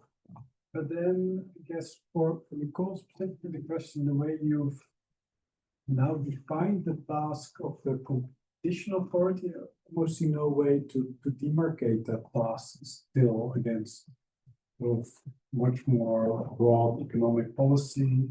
But like maybe from my background, I come from studying central banks. In some ways very similar, right? That these very general provisions that mean nothing, and then there's a lot of interpretation to produce policy. Then you can say, okay, when you roughly probably give some further guidance or priorities or so. But the way you've now set up the way to do these cartel assessment, sort of very broad assessment from the beginning, very polyarchic. There's all these different values that you could be drawing in to make the assessment. So how does that work from a governance perspective? Is this really a task you can give to a competition authority in that form? So maybe Well, I think so. I think there's legal grounding for it. Again, I'm the economist here, so bear with me. But there is in the treaty, and I should look up the exact clauses, but yes, I don't know. But there are clauses in the Treaty of Functioning of the European Union, like media plurality, which we saw happening in a media merger in the Netherlands, that has been explicitly considered by the authority, even though it's not something they sort of come across in their typical day-to-day assessments. So I think my point is that if a government, and it can be a national government, it can be the European Commission, whoever, the European Parliament, decides via the appropriate routes that this is important, the competition authority can deal with it. And I get your sort of, it's a wide range, but I think in practice, at least I've not come across a case that has sort of a component of environmental, media pluralism, like a growth in other regions. Often it's only one of those, so it's not like you have to measure all the different aspects. But there is legal grounding for it in the treaty. So yeah, I'm optimistic in that sense. So room for final questions, Stefania. Yeah, Please. thanks. So I was really fascinated by your presentation, Martin, actually, on which for a new theory of representation in the private sector, So, well, question. So it is, of course, for you, it's not the corporate social responsibility of private undertaking. So what do you think about that? And, I wanted, well, I had also other things to do, but there is no time. And also, I was interested by your presentation about the competition authority, which actually should be included, I think, in this new theory of representation. Because at least in Italy, when we speak about the competition commission, we speak about really a certain way of thinking, So basically, the only thing that they are doing is to think of vulnerability in a very paternalistic way, in my opinion, and to push for economies of scale. So that's what they are doing, and especially in public services. So gas, electricity, water, everything is privatized, and while people express themselves through a referendum, saying that they want it public. So there is really a detachment, and they excuse it because they linked it through the recovery plan. So the recovery plan, as a condition to get money, was to privatize all the public services. Yeah. And so people that do not understand that. So, and the competition commission, and then we have the commission, which is for gas and electricity and so on, which is completely independent. So there is no link anymore between politics and who decides and decision making. So we come back to the issue of representation. I don't know if I explained myself well. At least the question to me is clear. For me, it's clear. It was mainly about what do I think of corporate social responsibility. I think it has gone through a couple of different phases. In the early phases, it was mainly doing community projects to show that you care for a company. So it was about helping people in shanty towns. It was about vulnerable groups getting support. It was not changing anything fundamental in the society, but it was helpful. So it was that kind of corporate social responsibility. You take on an extra task as a company to do something good. Overall, that was, but it's not fundamental enough, let's switch. From now on, we're going to make green reports or sustainability reports or responsibility reports. There is a variety of them. And the commonly accepted standards has then become the Global Reporting Initiative, where you can list all kinds of things. Now, in the early phases, CSR was also useful because it encouraged companies. They still believe that it was going to make a difference. So they invested a lot of effort into it. It was costly for them. Doesn't come free to write a report with so many different data and then to update these data every 2, 3, 4 years. But they dug up a lot of information on how they could do better in a great variety of social, economic, and environmental indicators. And they did improve their performance. But along the way, the fatigue stepped in, not collecting these data again. And it's only those nasty NGOs reading it and asking nasty questions about how we're doing. It's too costly. So over time, they scaled down the frequency and they also scaled down the importance. There were maybe just 1 or 2 offices still doing that and sending emails all around the company. Do you have any data for me? Yeah, here's some data. But nobody really checked that. So it was a kind of accountability next to the general financial accounting that NGOs or critical shareholders would also read to attract information. To attract attention. But overall, this subsided, and the general incentives for making a profit didn't change. So on the balance of things, CSR didn't change anything fundamental either. It just improved things 1, 2 steps, and then it was kind of relinquished again. And one of my RSM colleagues even says, the companies that do reporting, you can almost expect them to perform worse than the companies who don't do it, because they do it for window dressing. And apparently this window dressing works, but if there is a real incident somewhere in India with child labor, then it doesn't work.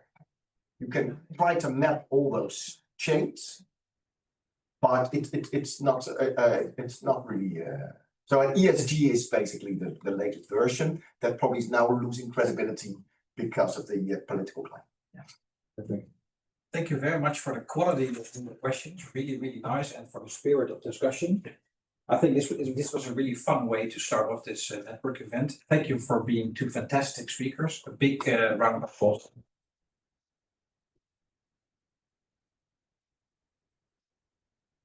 Time for a break. 30 minutes.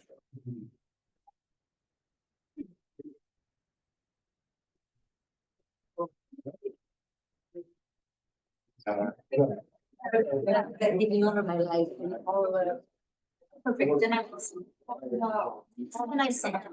Thank you, Bart. No, it's fun. Hello,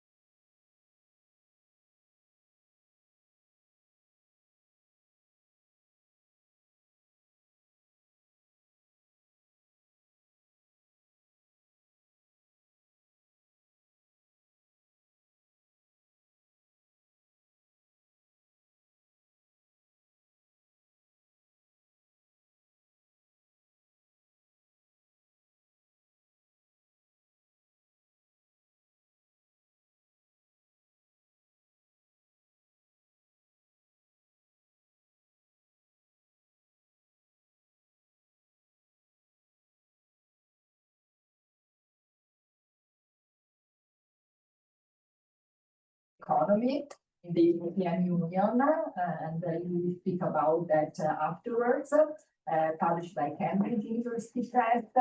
And then also we have Professor Laszlo Bruszt from the Central European University, who will bring a political science perspective. As you all know, Laszlo is director of the TU Democracy Institute. And also in the past, he was at the European University Institute in Florence, Italy. And then we have also Dr. Jens van Klooster from the University of Amsterdam, who will bring an economic perspective, and he is professor of political economy, and he specialized in financial governance and environmental impact. Okay, so then our discussant there is Professor Fabian Amtenbrink from Rotterdam, who will reflect on and link together the contributions at the end. So each speaker will have about 50 minutes. And I don't know, Fabian, then you will speak after this 30 minutes. So after the Enter the room and then You go for dinner and I speak. Okay, and then we will open the floor for discussion. So without further delay, please join me in welcoming our first speaker. I think that Laszlo is going first. what should I do? Wait for a second. I will. Speak now. We'll be silent forever.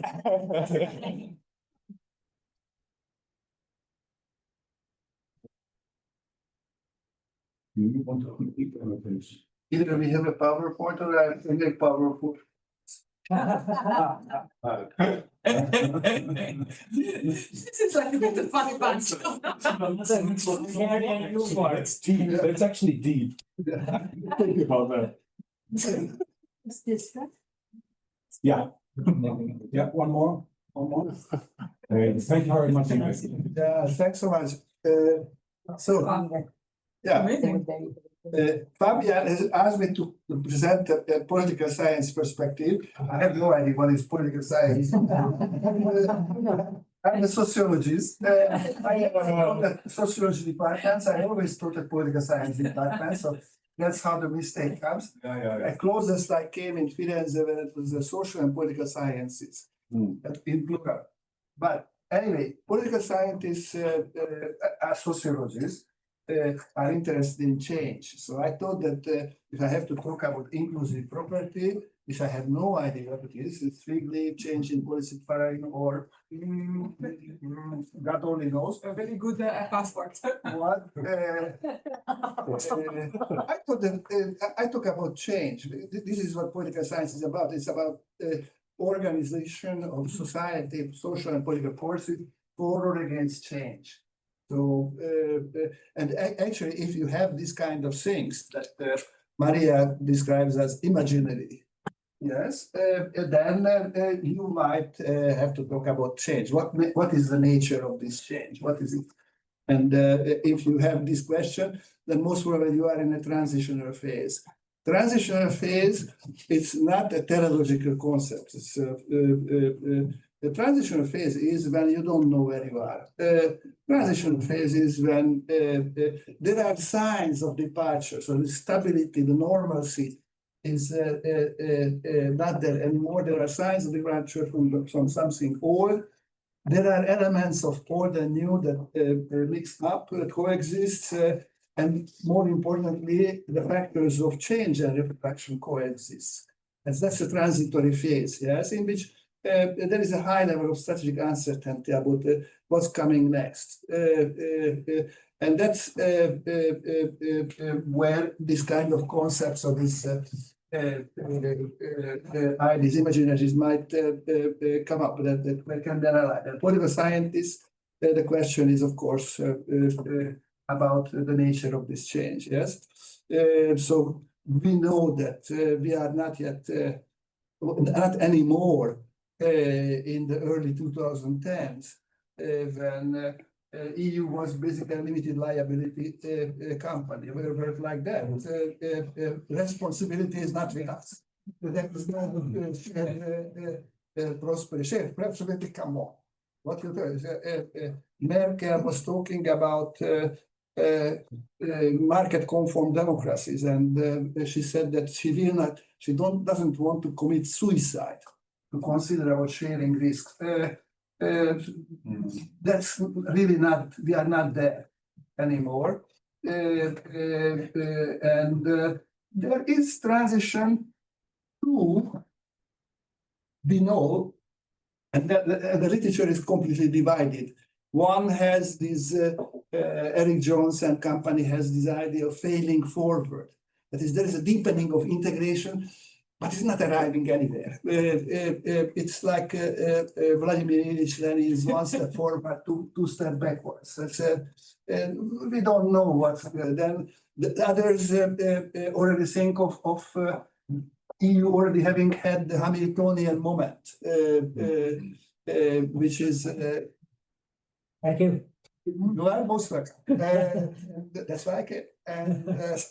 And then there are those who think that the status quo is changing, but there are some corrections of that. Okay, so when we talk about inclusive prosperity, then we can ask, from political science perspective, two questions. One is that whether we can change, whether we can speak of change in policy paradigm. Yeah, policy paradigms are dominating sets of goals, means, and they we can ask whether they have changed. I use here the Peter Hall's 3 orders of policy change as an analytical frame to look at whether there was anything like that in change. So first order change would be when there are changes in the setting of existing instruments. I cited changes in the size of SF spending, or there is an increase in spending on cohesion funds or whatever, social purposes, yes? But everything else, institutions and the basic goals are the same. Second order changes when the instruments change, the new instruments comes in. And then third order change is when the overarching goals change, yes? From growth orientation to something else, much broader, yeah? New Deal is a, and then, of course, what is missing actually from Peter Hall is no change.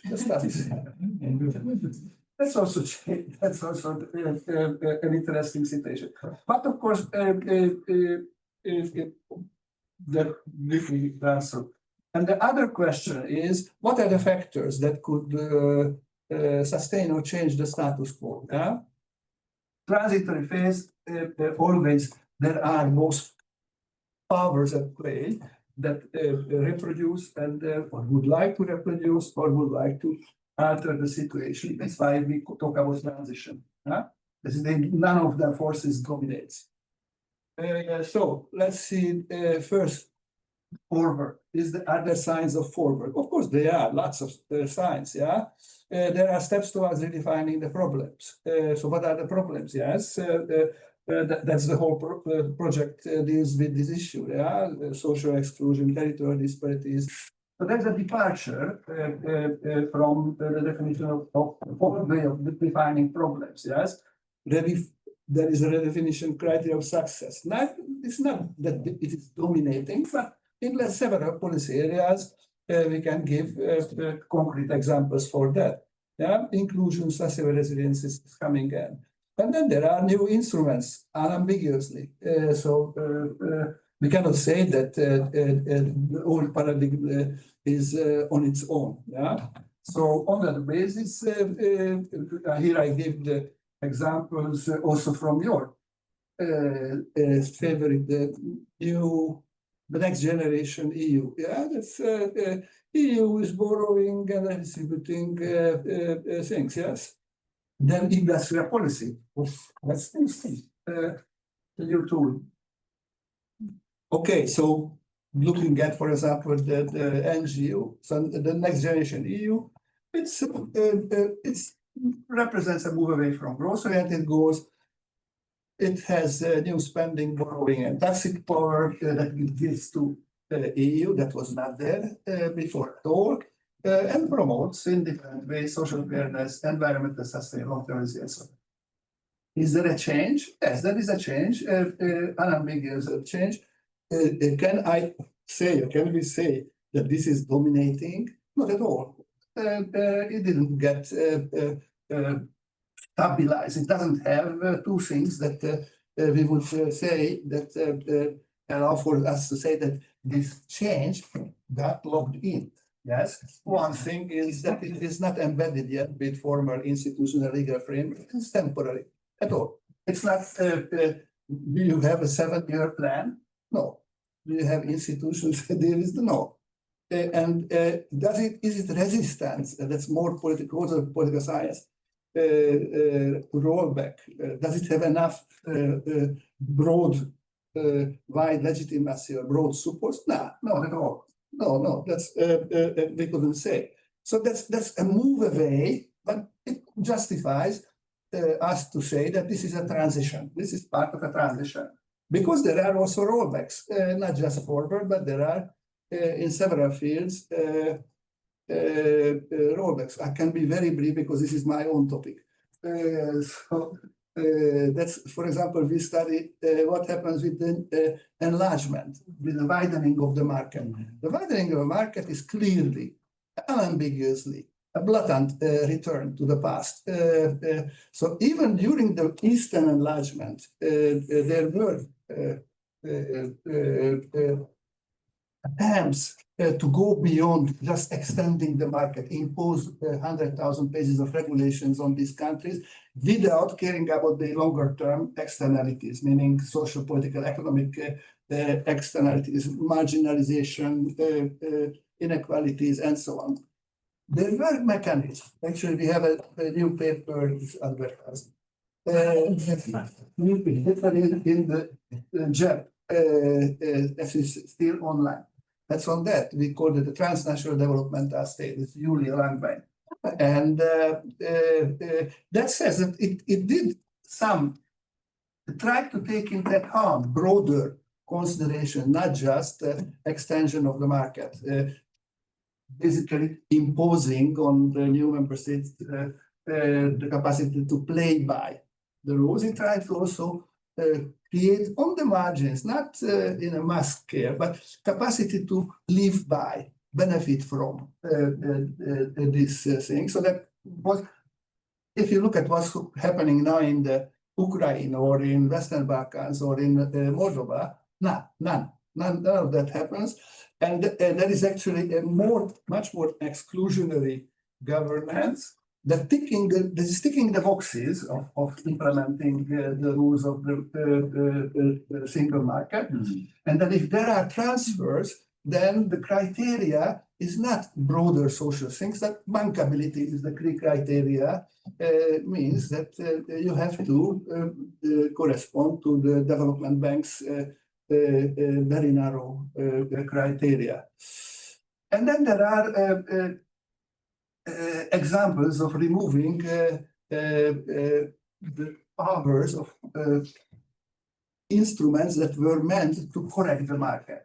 They are correcting the market, correcting devices in a way that there was a huge machinery of early signaling and management of large-scale negative externalities of market making during the Big Bang. That's not there anymore. There's a very strong centralization and technocratic management. Then I don't even get into the details. At the Q&A, I might get into question, but the same can be seen in the cohesion policies. There's a centralization, changes in conditionality that decrease the chances of market correcting. And also the eligibility of at the level of member states. It's getting away from managing inequalities, getting away from managing disparities. And cohesion fund now that was meant, for example, to support the weakest and most backward regions. Now Luxembourg is entitled to access to that. Wonderful. That's that this is towards inclusive. That they finance the free public transport from, I think. Yeah.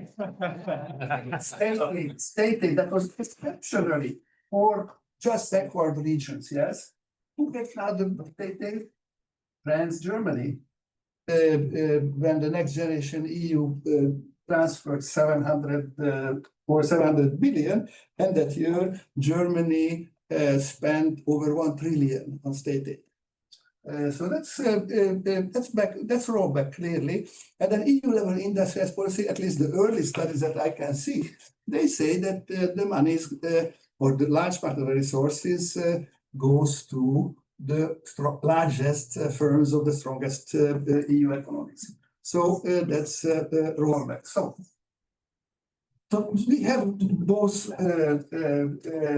forces or signals of going back, going forward. Yes.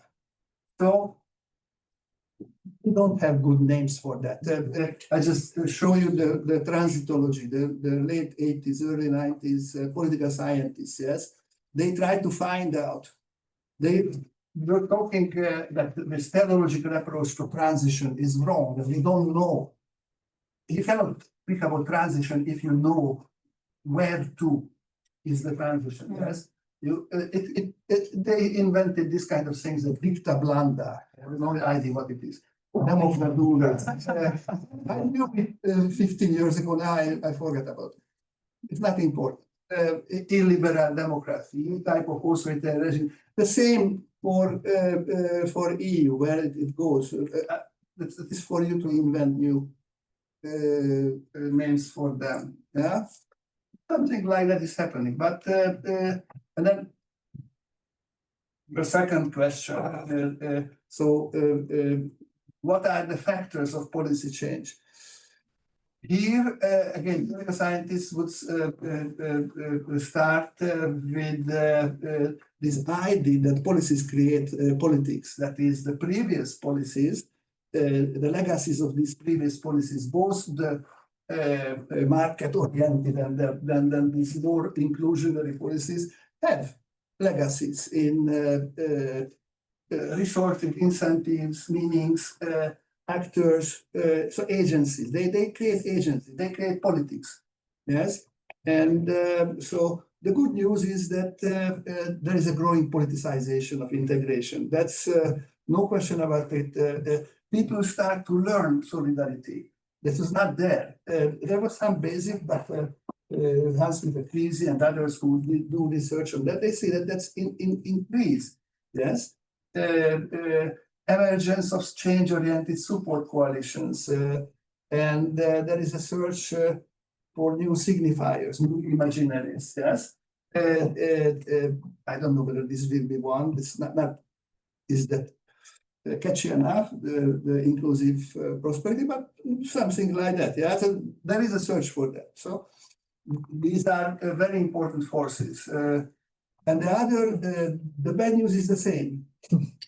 that also the other side also organizes growing spread of economic nationalism and sovereignist alliances. And it's not necessarily just by member states, but within member states, political ideological groupings. The center left is going in different direction in Europe than center right. I cannot enter into that, but what is clear that we can speak.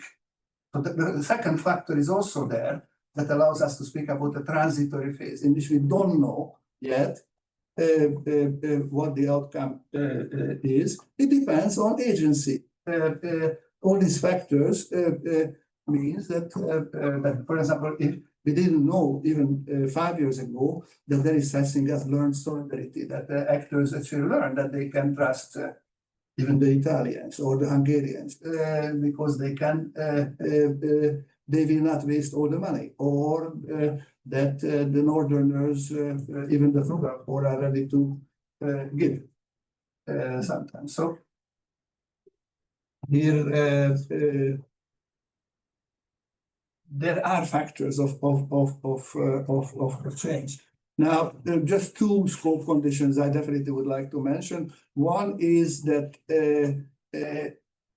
of course, the change-oriented groups can increase much faster if there is instability, and this is synchronous or symmetric. That is, all the different growth regimes in Europe or varieties of capitalism or regimes get in shock simultaneously. Lesson from EU is that a non-economic cause like COVID can make a big difference. Whereas asymmetric shocks like the Southerners get in trouble, but the Easterners or the Northerners not, no way to change. That's status orientation. And so that's the difference for political science between good crisis and bad crisis. There was a big debate among the political scientists. When is a good crisis? Good crisis is a synchronous crisis or symmetric shock. Yes, and that allows for the increase in growth in coalitions for change. And the other is a new thing that came with Ukraine, which we don't know yet how sustainable will be, but the relevance of security and geopolitical considerations. Major steps in integration were linked to geopolitical considerations, and now they are combined with security considerations. So that might add to another push to what we would call a good crisis. But this is a speculation. And let me end with a question. That's political scientists are obsessed with that question. Is there a need for institutional change, changing in the constitution of the EU, or that can actually come as a result of changing in policy paradigm? The big hindrance, partly the structural decision making in the EU that prefers market extension as against market correction, and the system of representation that is confederate. Confederate means that all the representatives have to gain power, get accountable, get empowerment at the level of member states. It means that they have to sell joint or common European interests as the best interests of national interests. Yes, and that's hard. That's hard. That's an uphill struggle. But we saw several changes. For example, the new generation, next generation EU also could happen within that framework. So, and then there are several more changes that might make me to argue that changing the system of representation, changing to a system, so to say, a federal regime, might be the result of policy change and not the factor of policy change, might come after that. And the lockout from this situation and the ending of this transition and the victory of a new paradigm, yes, will be the results of mobilization, political mobilization, creating strong enough coalition for change, and that might look in the paradigmatic change, changing the policy paradigm by changing institution, for example, structural representation. Thanks.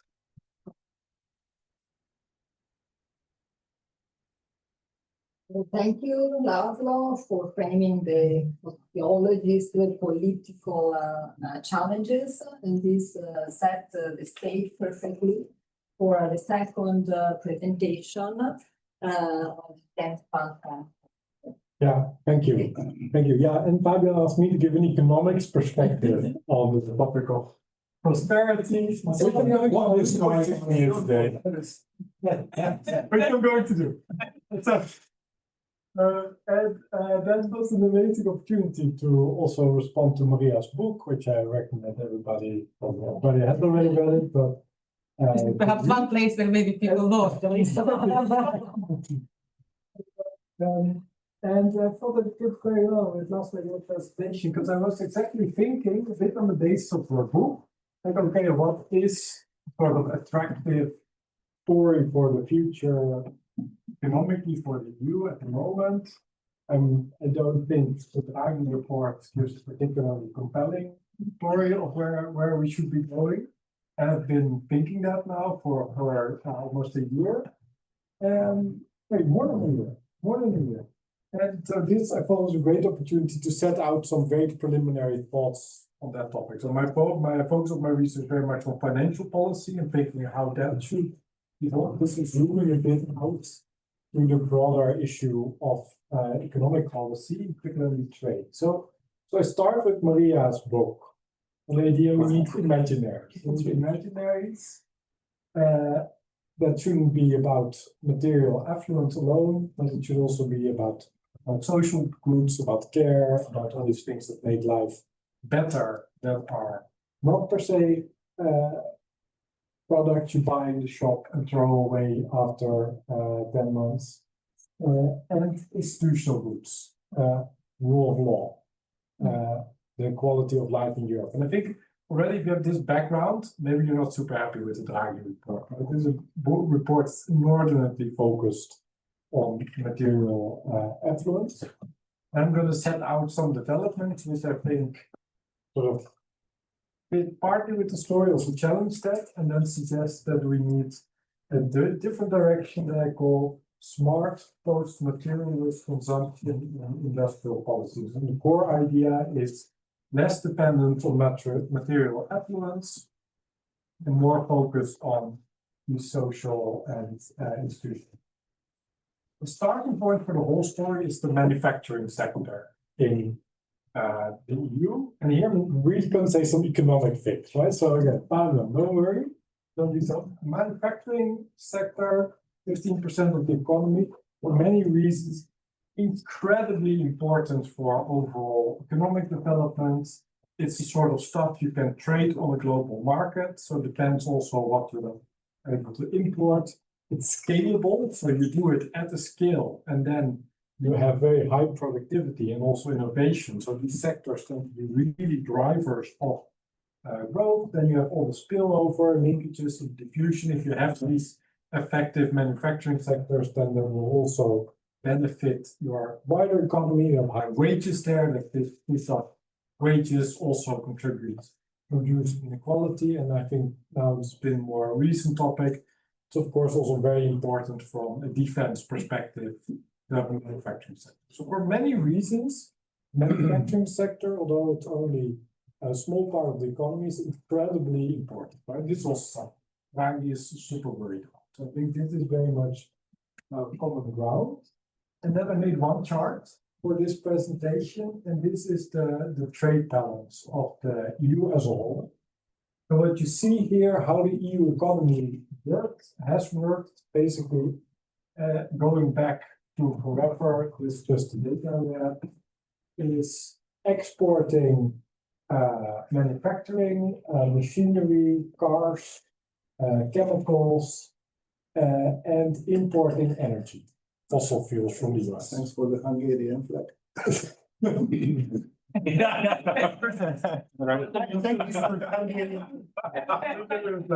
So this is the EU economy. And I guess what's important here also to realize is that behind that, it's also hidden a further thing is that we're exporting relatively high-end complex goods and we're importing a lot of cheap goods, right? So you don't see that so well in this graph specifically, but that's a bit how the EU economy is now embedded in the world. There are signs that maybe a lot of that is changing, right? So you've had very rapid decline in Germany, in specifically these sectors, very specifically vulnerable to shift from this. relation to competition from China and high energy costs. And in the Netherlands, you have seen something very similar in the chemical industry, right? It's really, I was at the conference with these people. Wow, they are angry. They are angry and they are like at everyone and everything except themselves. So they're wanting egg builders. So zoom out a bit more.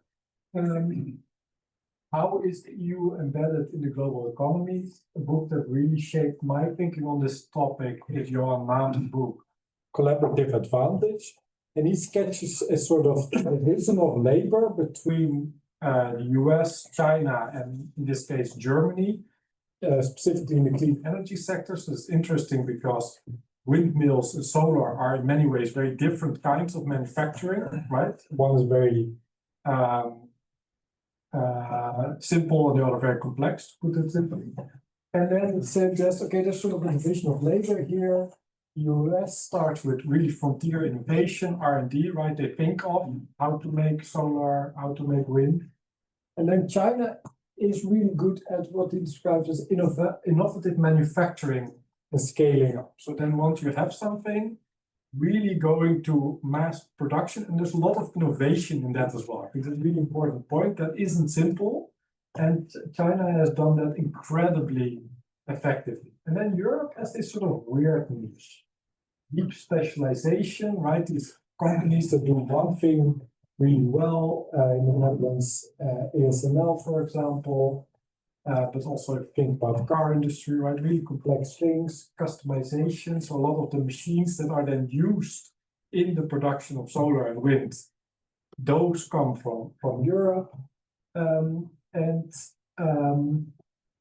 That's very high value, very complex. And that also comes with certain types of welfare state arrangements, high wages, high jobs. Okay, I think, not saying super surprising things, might say slightly boring things, but to set up where we are now, I think this is important. So look, this is one projection of where China will be in terms of manufacturing in 2030. So here you see the situation in 2000 where China has around 6% of manufacturing.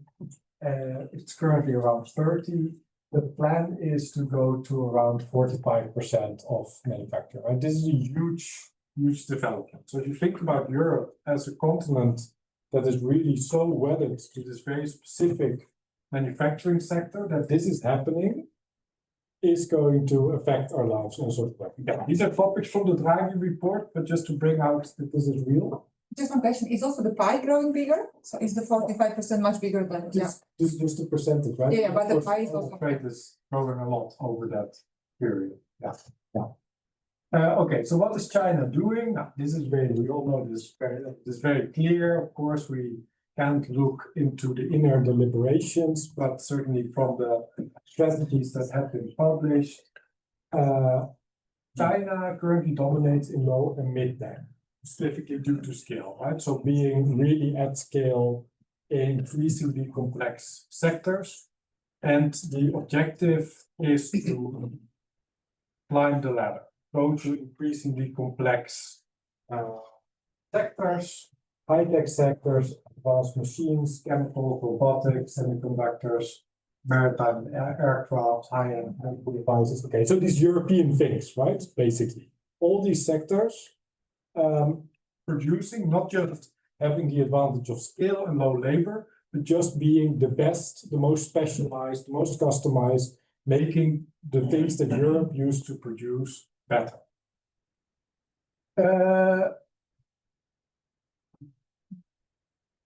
So, and there's also again the defense aspect of this, right? A lot of this focus here, if you look closely, these are dual use sectors. I think that's important in the background. Okay, so this is Draghi's nightmare, right? This is what the whole report is about. Like, oh my God, what's going to happen? It's talked about the middle technology trap, right? That we're just producing simple things and not the most sophisticated things, and that we're importing that. And that immediately incredibly changes your level of welfare, right? If you're importing really complex things, exporting simple things, then you have to put in a lot more work, right? for the same level of goods. We will be poor, we will be unable to pay for the welfare states, there will be trade deficits, there will be huge inequalities. We'll be dependent for importing all these materials, but also semiconductor, and we'll be unable to defend our borders. Okay, so I think so far this diagnosis broadly checks out, right? This is very real. So this is not good for prosperity. I think. Okay, so then what is the solution, right? And I think here it gets much more complicated. What's the way forward? And that's, I think, why we need a new paradigm, right? We need to think about this. And I think there's very little new paradigm that will be taught, right? It's very much a bit of a 1980s vibe, just move back to the sector. He was young still. Well, he was already early 70s. But he was still young, Draghi. Draghi is incredible, right? So, like, he has been in EU politics. So I do history of monetary union. He's always at the table. In the early 70s, he's already like doing monetary economics. And yeah, anyway. So public and private investment, broad de-risking framework, trying to create these manufacturing champions, trying to create a sort of environment where the EU will at least retain some of these really high value sectors, despite increasing competition from China. Also, the very core thing of the EU model, really training people in the manufacturing sector really well, so that you stay at the competitive edge. Get outcompeted by China. And then I think this has now already sort of degraded into this deregulation, red tape cutting by thing, which I don't think helped anyone. So I think in the chemical sector, they were really enthusiastic about this, right? They go, oh my God, yes, cutting red tape. I think anyone who has any political science knowledge of this is like, yeah, see you in 5 years. So and very dangerous as well, because it creates an illusion of the solution, and particularly if you then cut the environmental reporting, you don't even know how badly you're doing, right? So I think, so part of this is trying to stay at the competitive edge in some sectors at least, and yeah, maybe that will work, right? Maybe there will be some sectors where maybe you can export cars to some countries, not China anymore, but maybe there's other places where they want our cars. Maybe not. So I think one issue here is this is at the moment incredibly uncertain. We just don't know how much of this is going to work, but it looks very bad, right? If you think about scale, if you think about what China has been able to do in the past years, I just think the strategy they're pursuing is going to work. I think from what we've seen, I think they will just be able, you've seen it now in cars and chemicals, just climb the ladder until they get to ASML, right? For everybody here in the room, Netherlands, that's like, we're still in denial, right? We're sort of the last member states that's really in denial about China being able to do the same things as the two. Okay. Now, so what's the solution?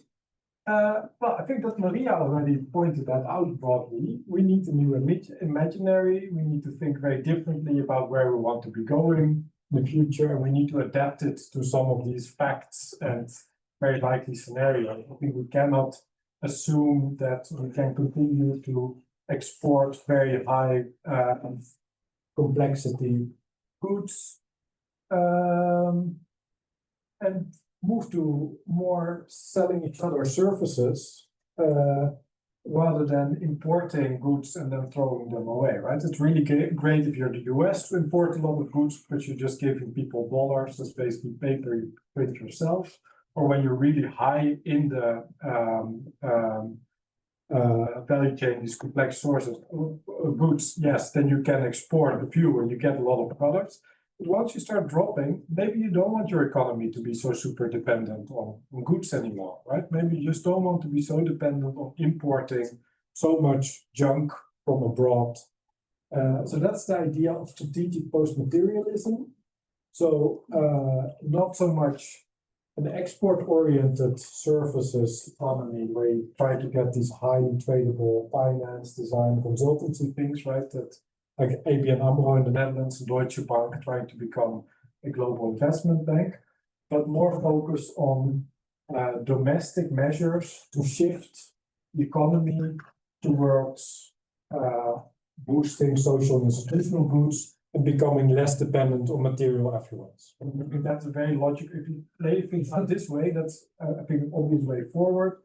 And then there's just policy you can make to achieve this, right? So Marija, in your book, you also talk a lot about circular regulating for circularity, extending the lifespan, right to repair, second hand, right? And I think that's an important part of the story, right? Just extending the life of the material goods you already have.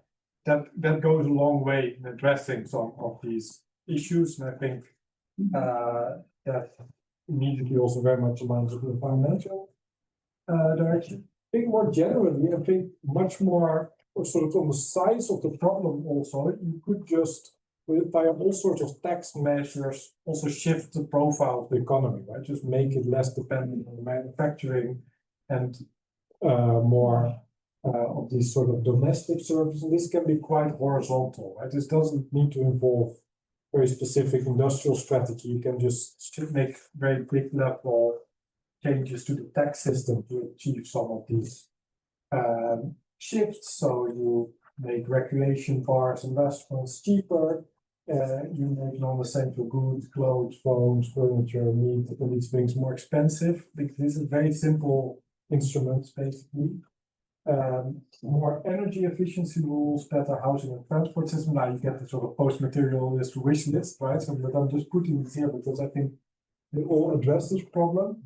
And then I think the fourth part is also maybe bringing down the services trade deficit with the US, also importing so many tech and finance services. Maybe not desirable. Would vote for this?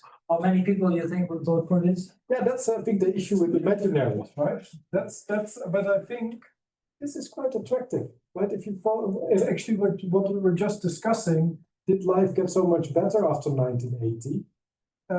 Well, I think making it better is not per se a matter of giving people more material goods. More toasters. More toasters. It's the toasters. So, but I guess that's part two, right? How you create politics around this room. So politics is the key here. But Sorry for stepping in. No. But I think the main point is it makes sense from this global trade perspective, right? And there are further arguments on both sides. Maybe you really like material goods, right? And you're like, well, look. But I think from the broad developments of these trade shifts that are occurring, I think this makes good sense as strategic policy. Right? It's less dependent on something. I still want to say something about how you would adapt the financial system to that. Now, I think this is more of a hobby of ours, but I think there are also shifts in the financial system are very important. I think China has been doing this very effectively, right? Trying to build a financial system that's more around the renminbi. And I think here also you could think more about it. No, I think let's stick it here. I think there's more than enough to say on this topic. Yeah, okay, thank you very much.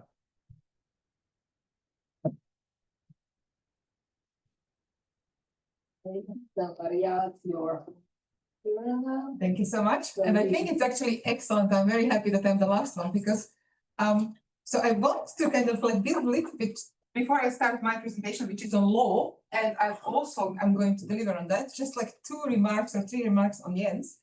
So and this is conversation which I think we will continue having for a long time, but so my sense is that there needs to be a little bit more fun in the story. So, so part of the politics of this is that there is a lot of fun of doing meaningful things.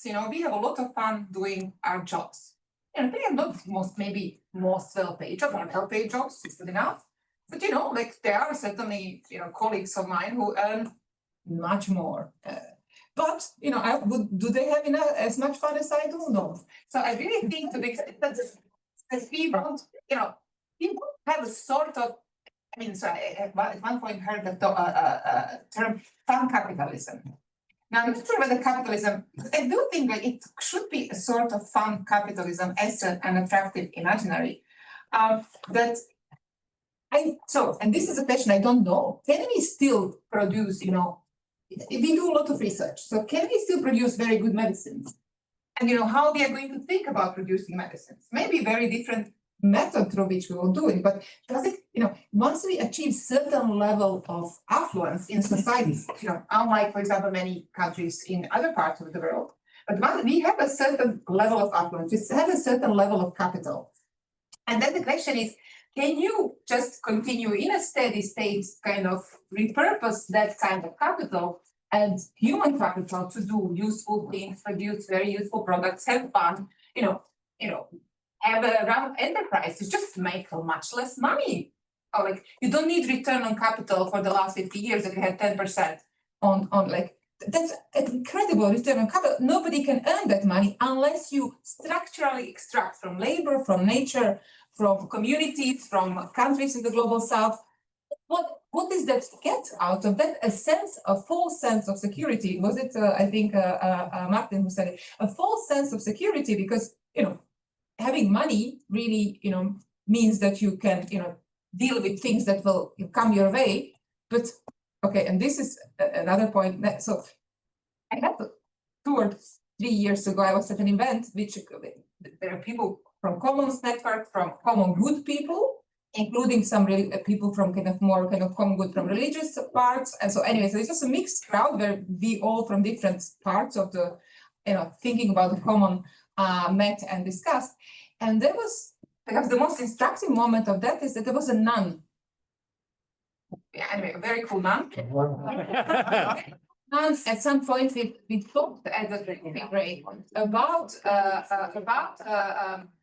her colleague who is 95 and is now dying, and how nice it all was, and how happy and still alive that person was, because that person had all these people who could take care of her as she is growing older and passing away. And that is the kind of security that we are searching through the money in a society which we have really emptied out of much of the meaning, much of the social networks that have somehow sustained us as people. And I really wonder whether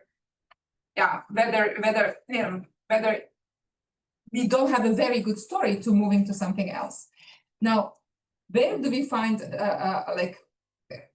information or evidence that this is not such a bad idea? Is also, but for example, most recently, our favorite American President Trump said, maybe kids do not need 30 dolls, maybe 2 is enough.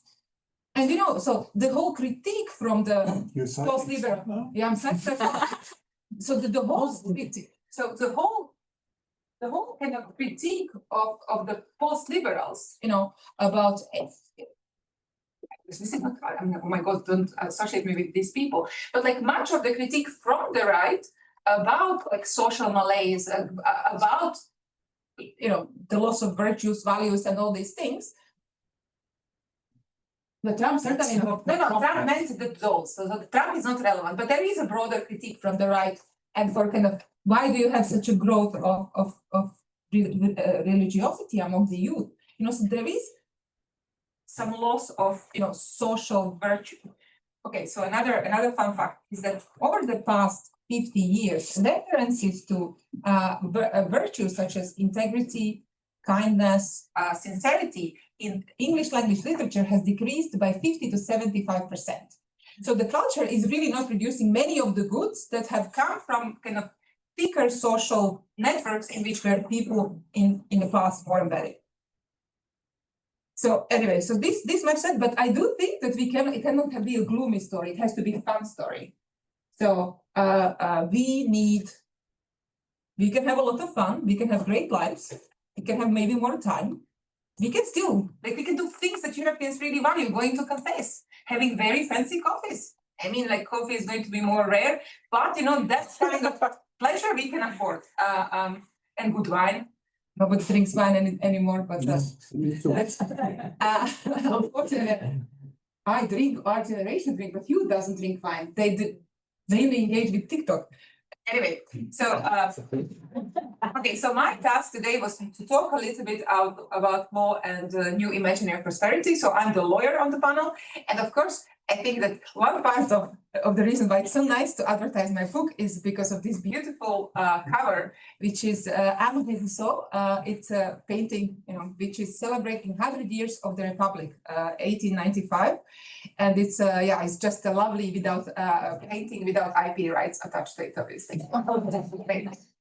So the book, I was going to say just one slide on the book itself, because law, which I'm going to talk about, is actually not so much foregrounded in the book. So I talk about imaginaries of prosperity, and their law belongs, in my view, to some understanding of what prosperity is and eventually ought to be. And by prosperity or imaginaries of prosperity, I understand to be a credible promise of a good future for the many. So it's a promise always of shared prosperity, and I think that is something that has typified modernity from the time of its inception, more or less. As a very recent article by Nehal Butta in Icon actually discusses the rise of social rights as a narrative from the 19th century or late 18th century onwards. And how it had really, with this idea of shared prosperity, mobilized at different periods quite a lot of support for transformative projects. And the second element or important element of imaginaries of prosperity is that it is a credible promise of a good future, and that people have trust that we as a society, but it mainly refers to our institutions, know how to and are working toward getting us to this better future. So it's not a promise of the present well-being, it's a promise of the future well-being.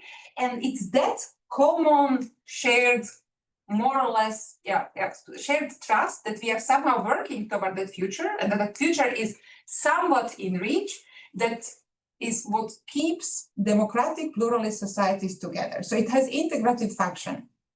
And that integrative function is fundamental for keeping all kinds of people that belong to pluralist societies together in one kind of common boat. Once those kinds of imaginaries of prosperity fail to do that ideological work, or this credible promise that we are somehow on this path, then we have increasing distrust in the institutions and the progressive loss of trust, as we see today in democratic institutions that require such an imaginary prosperity. So not being able to shift after 2008 to a different vision of how we get to prosperity, namely more from this marketized neoliberal vision and relatively quickly to something which is much more, collective public path to prosperity. Because one thing that we know that people know, they don't know likely like the people, they don't know likely what so any kind of very nuanced economic theories, but what they do know is that market will not deliver it. And I think you see this trust to the market on the left and on the right, with the US now being the most amazing example in kind of how the root has to be public collective, even though that's not perhaps the best route we would go, I guess you agree. Okay, so law. So imaginaries of prosperity are these things, these are these future promises. And if you look at what, for example, law and political economy movement is saying, is they're making very prominent the argument that law is constitutive of all that we actually do in economy and most of what we actually do in society. And so the changing law and working on the law has a very important transformative promise. My point in the book, I think, again, maybe not sufficiently articulated because, I'm as a lawyer, I want to hold on to all, because the book is still quite legal, but legal in a different sense, in the sense that law is part of of imaginaries of political economy. So the role that law takes in our minds of lawyers and of society more generally is part of how we imagine how we get to a better future. And so they do not operate independently, and the kind of shape that law will get in that imaginary of prosperity, it very much depends, how we imagine politics, how we imagine economy, how we imagine the role of government, what we think nature should do, etc. So I will explicate it a little bit more. So I think that law plays three important functions when we think about bringing about change in how we imagine the world of prosperity. So law serves as discourse. So it really co-shapes how we think of what prosperity is, and it works next to politics, next to economics. Law is, however, also important at another level, namely that it actually it's central to, it's a tool for institutionalizing certain norms in our world, social environment. And finally, law is an institution in its own right. And this is something that we lawyers tend to focus on, but I think it's pity to actually forget the previous two dimensions. So the first dimension, law as discourse. So law is part and parcel of how we imagine and talk about prosperity. In some imaginaries of prosperity, it will be more present, in others it may be less present. And in some sense, it's also competing, I would say, with, to the extent that we are in interregnum of a sort, it can have its own narratives of what prosperity means. And ideally, it should somehow enter into whatever synthesis we are going to get out of this difficult period out. So, the imaginaries of economy that are somewhat around this, like as a discourse, are, for example, trickle down. The neoliberalism as imaginary of prosperity, extremely powerful for a very long time, extremely integrative vision of prosperity. Green growth more recently. Then we have imaginaries of politics, pluralist democracy or liberal democracy, strong leaders.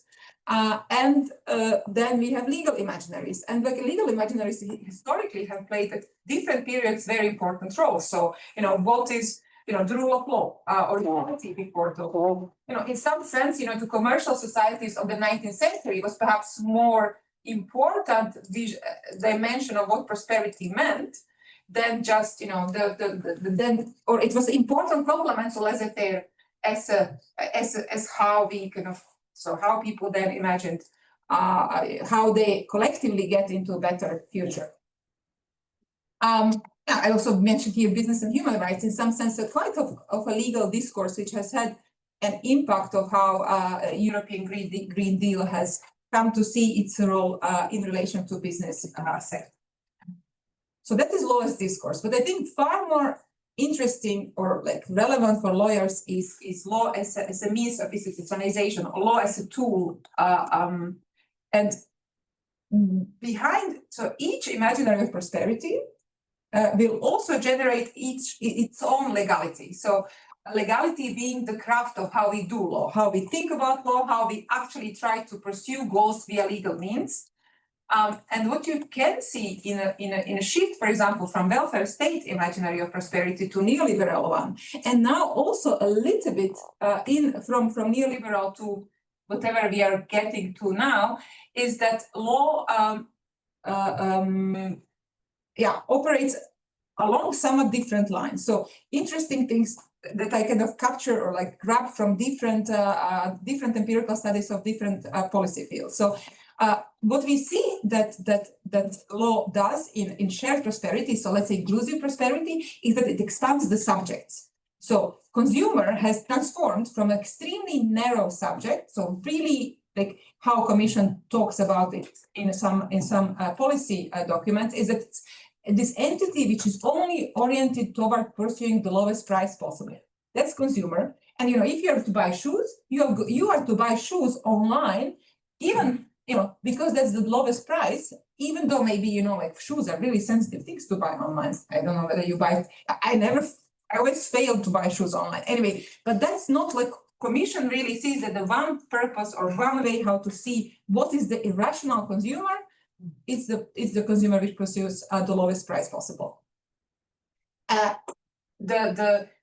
So in more kind of shared prosperity legality, you see much more the expansion of the subject. So how the law and policy in the field of eco-design talk about product.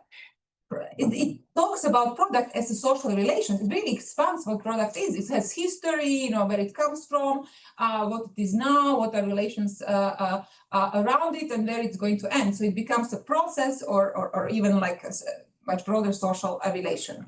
And you can say the same for corporation, the same for consumer. Consumer at once in the last documents really is a much more of a complex actor, which has many more interests than just low price. So another interesting element is that in law, in more kind of inclusive prosperity, you would see that power is really a central element, while in neoliberalism, it was really the market. So what law was meant to do, it was meant to optimize the market. So really how we think about so what are the big things we are working or acting on very much changes. Now, the difference between law, seeing law as the purpose of law being flexible or friendly as opposed to market shaping or interventionist, values change. So what is the purpose of law? Is it fairness or the provision of information? And then the preference for hard law or self-regulation is again something that is really, what you see with the European Green Deal is that self-regulation basically disappears as a thing we should aspire to. I'm not sure now what, Draghi also is not in self-regulation. If anything, it is not in self-regulation. Interesting. So that's off, but it was really a holy cow for years. Finally, law is also a separate institution, and I think this is important because in some sense, in the moments of transition, it actually has an important function of pushing against, resisting, slowing down certain things. And I really so this is this is one example in which law can actually, change the temporalities of political economy. So after the crisis, we see in many countries really a housing crisis, and so you have all these banks who got amazing space from the member states, such as Spain, to actually give mortgages with horrible terms. Terms that if you don't pay one mortgage, one payment, you can be thrown out of the house, your house sold, and you still stay with the debt. Anyway, so horrible kinds of terms. And so what you see their court do is that the court revives an unfair terms directive, a directive which you would still think to be very much part of this, power, let's prevent abuse of power kind of legislation and logics, and really starts intervening in, how mortgage contracts are, set out, and, stops evictions, etc. On the other hand, not in Aziz's case, but in later cases. On the other hand, the Commission at the same time very happily goes forward with the understanding of mortgages as something where, what really this is decisive is the provision of information. And, the consumers should, if they just have sufficient and good information, they're going to do very well. And so it's really in a strange sense that it was the court that was the first to actually little bit revive this, less pro-growth and much more protectionist vision of the EU legal order or still during the crisis in fact. Okay, so conclusion, law and private lawyers maybe don't like hearing this, but law is always public, but not making always things public. So it's really a tool that, depending on how we imagine who is going to get us to prosperity, private actors or collective institutions, will either socialize or privatize power and resources. So legal reform is a powerful tool, but I do think that law and political economy crowd is maybe a little bit too optimistic about law. We can try to capture the imagination, but ultimately how and what law will do will to a large degree follow a broader understanding of how we get to a better future. And however, the fact that we have new legal movements moving around these days is on its own somewhat a sign of the fact that we are in a period of interregnum, and the law of political movement itself, I think, is a testimony of changing understanding what law is, suggesting that there is something broader changing in society and economy as such. And here you can also download the book for free. Oh.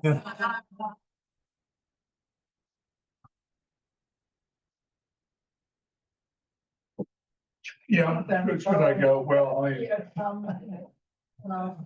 okay, thank you very much, Marija. I mean, I feel almost inclined to repeat how I started the intervention in Prague.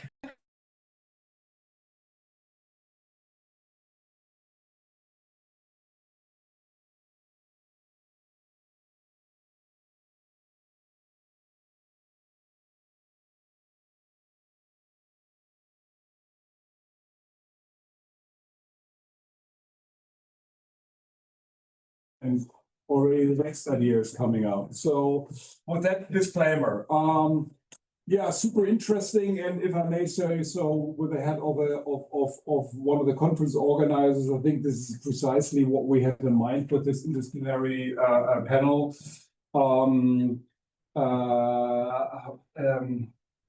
Have we now the answer to what inclusive prosperity is? Maybe ways in which it can be imagined.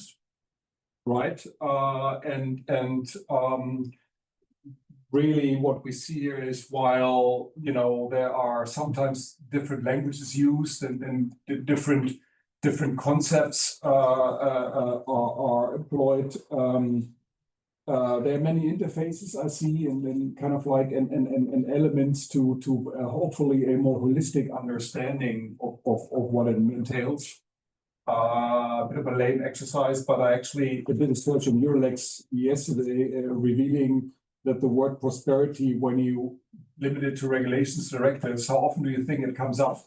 50 times. So actually 50 secondary union law instruments that refer to prosperity in the instruments itself. And if you look at them, it's all over the place as to what they actually deal with, and what that label is being used to, apparently also being about prosperity.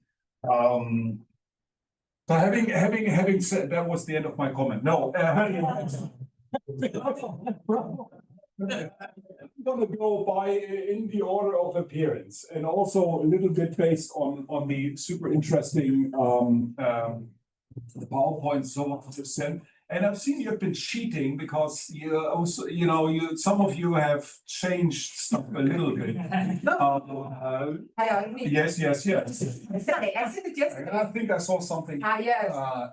2 years ago. Well. Anyway, so starting again, a very interesting presentation, starting with Laszlo. So you raised this very important fundamental question as to, and I think also for this network and for any future endeavors, whether when we discuss prosperity in its main forms of claimed implementation, right, if you want, at the EU level,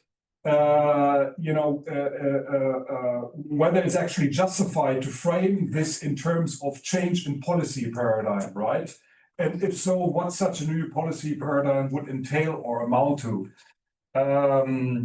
So determining first what determines whether a development can be qualified as a change or shift of policy paradigm is crucial, I would say, as this provides the necessary benchmark, right? Again, so it's about benchmark, about yardstick against which any developments can be assessed and qualified. They may be labeled as shift of paradigm, but are they really? And what are the objective standard benchmark you use to actually determine it? So I think that is, in any larger project, that is super interesting to have.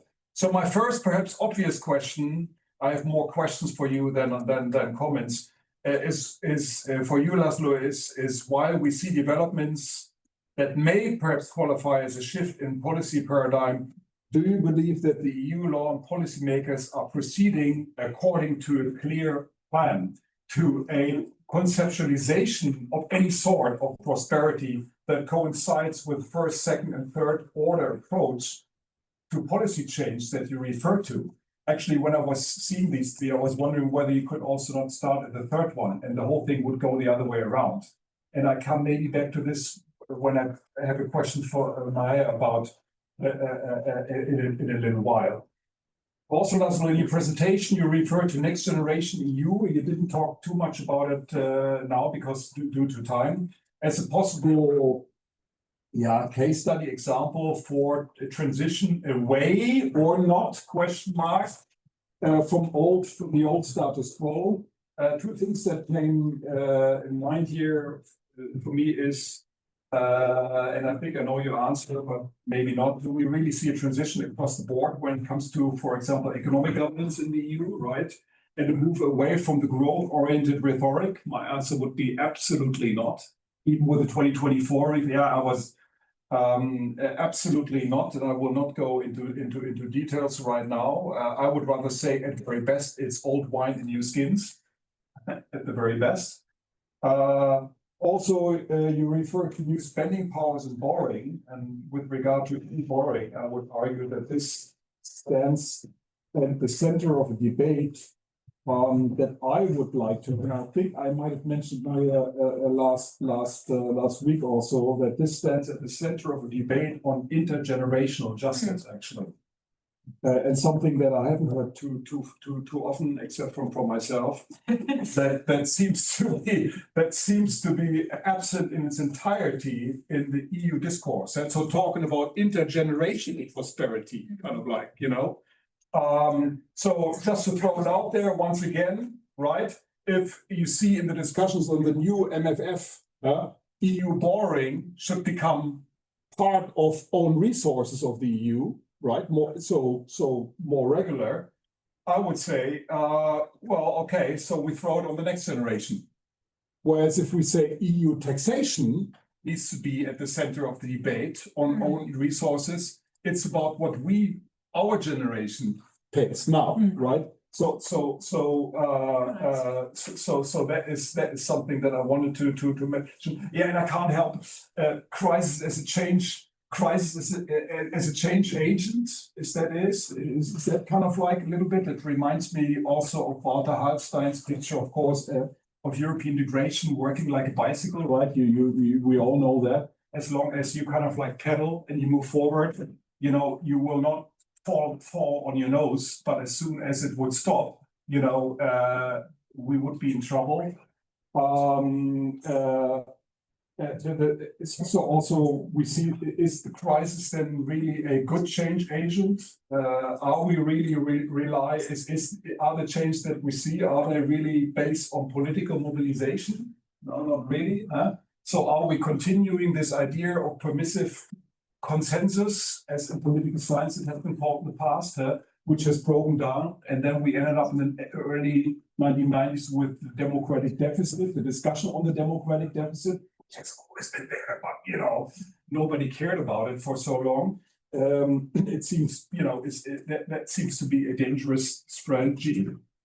Jens, your presentation is a pledge for a shift away from what you referred to as material affluence in your presentation to what in the title is stated as strategic post-materialism. My former doctor father always told me, stay away from isms. Well, okay, here I am. So a strategy is a long-term plan for reaching a particular goal, I guess, objective, so put differently, what is that then in your way? So, in less friendly terms, what problem are you trying to solve? Actually, material affluence as such, or creating somehow a new business model that will secure the position of the EU in the global economic order. There was a lot of reference to the position of China and how we end up kind of like in a much worse place in economic terms. And at some stage that wasn't quite clear to me. So what is the goal in your view? In your presentation, you focus then on main drivers for this material affluence. Yet is the absence of inclusive prosperity not actually due to the fact that while objectively this material affluence is a reality, at the level of the individual, it only exists for the happy few? So because it seems almost like as this is generally our problem as a planet is material affluence. Well, globally speaking, yes, but at the individual level, how does your plea for a shift to post-materialism then fix the issue of economic inequality and the unequal distribution of wealth? In your presentation, you rightly allude to the global economic and trade context. So I'm wondering whether moving from the national and regional or supranational to a global level, how realistic is such a value change? After all, material saturation, if I translate it like this, is concentrated in certain parts of the world and limited to a relatively small part of the population. We have World Bank reports, numbers from 2024. We know it all roughly, where it says 44% of the world's population lives in poverty still. So are we not really denying the majority of the population that lives in poverty, or not majority, but a vast part of it, what we ourselves seem to have in abundance? How do we address then this dilemma? Is this kind of like a first world problem here, and a real one, but a first world one? Finally, in your presentation, you focus on the manufacturing sector and goods as main drivers for material affluence.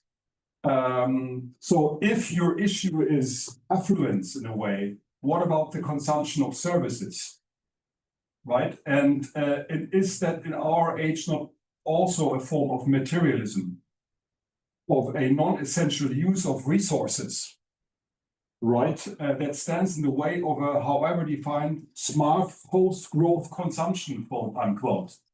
Yeah. How does your suggestion in the PowerPoint that there should be a shift in indirect taxes away from services, recreation, Disney World, bars, drinking, restaurants, fit into this? I mean, towards that. Towards that. More bars, more drinking. no, but I'm saying that's terribly wrong because none of that is essential. That is just another. That isn't just.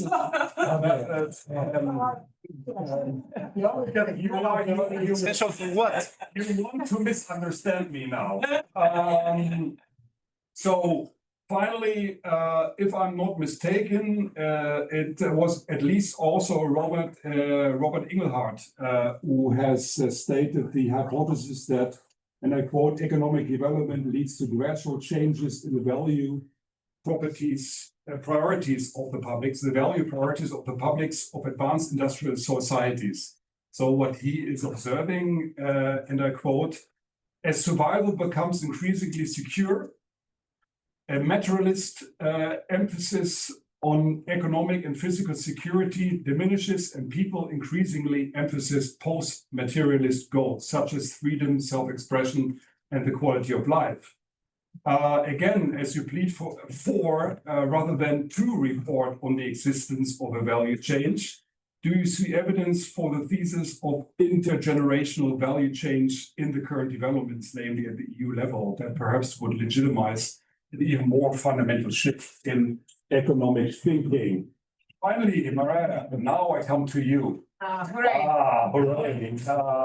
Super interesting, of course, and really good to have these kind of works out there to stimulate thinking. Absolutely.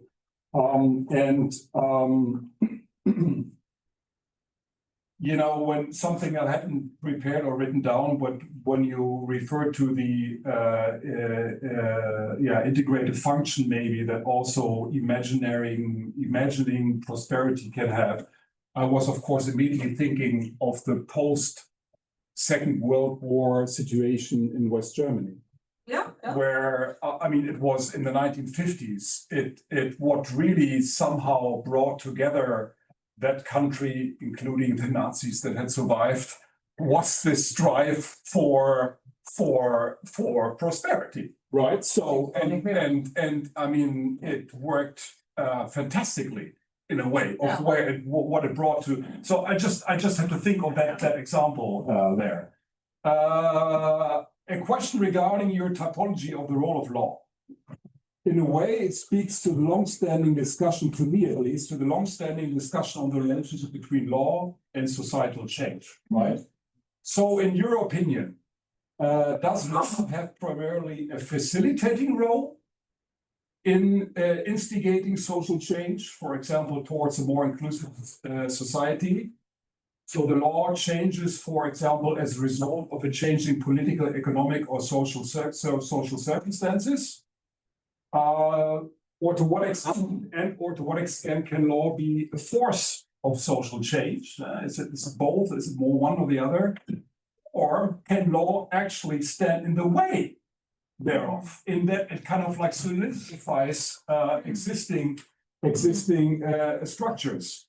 It's a long-standing academic debate, but I was wondering what your thoughts on this are. Moreover, what is the role of what is sometimes referred to as legal intermediaries, which can be defined as not only including the state but also private commercial actors and civil society in this. More questions. What if, in your view, is or should be the final objective of prosperity then in the European Union? Is it the solidifying of an egalitarian approach to EU politics and policies that is meant to function as a counter concept or as an alternative to the identitarian views currently promoted in other parts of the world, but in some EU member states, right? So kind of like set up a alternative conception. Or is the pursuit of prosperity to be understood as a much less ideologically motivated project? Is it the creation or reimagination, as you would say, of a raison d'etre for the European project that, in the view of its citizens, is lacking purpose, or that citizens do not trust to deliver the goods, the legitimacy point? And on this point, finally, what is the role of prosperity then in legitimizing the EU project, the future legitimizing? This comes back to this permissive consensus discussion. Is it about input? Is it about throughput? Is it about output? Vivian Schmidt's good old typology, right? I think on your sheet somewhere, you seem to link it mainly to output. Is it only that? I leave it at that. Thank you. Answering.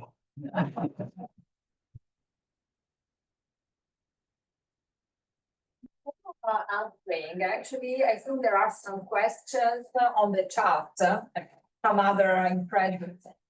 Charlie, do you have any question? Francesca, if you want to speak now, please do. Speak up, please. It's online. I think. Yeah. Yes. No, yes. I am Francesca Burberi. I am calling from Italy, and I thank you for this interesting conference. I have some questions for the three panelists. The first is for Laszlo. Do you believe that new generation EU and mainly young people in Europe are prepared for the transition or are not interested in changing politics or policy? Do you see any signal on this from some data, some perspective?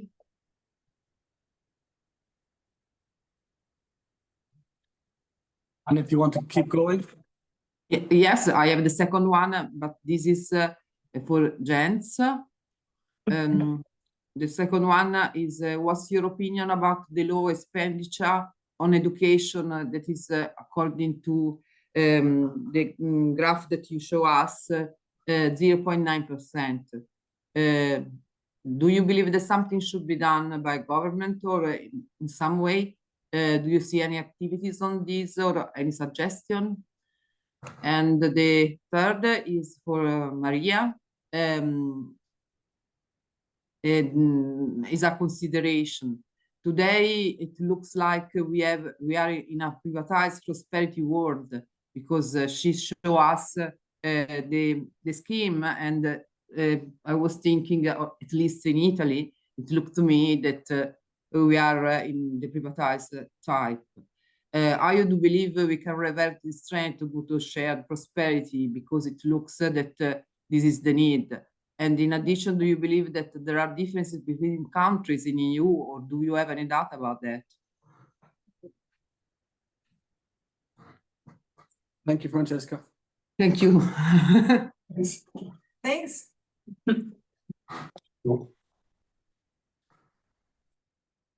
Okay, yeah, so we have two questions. I think we can take them, and otherwise we are running out of time.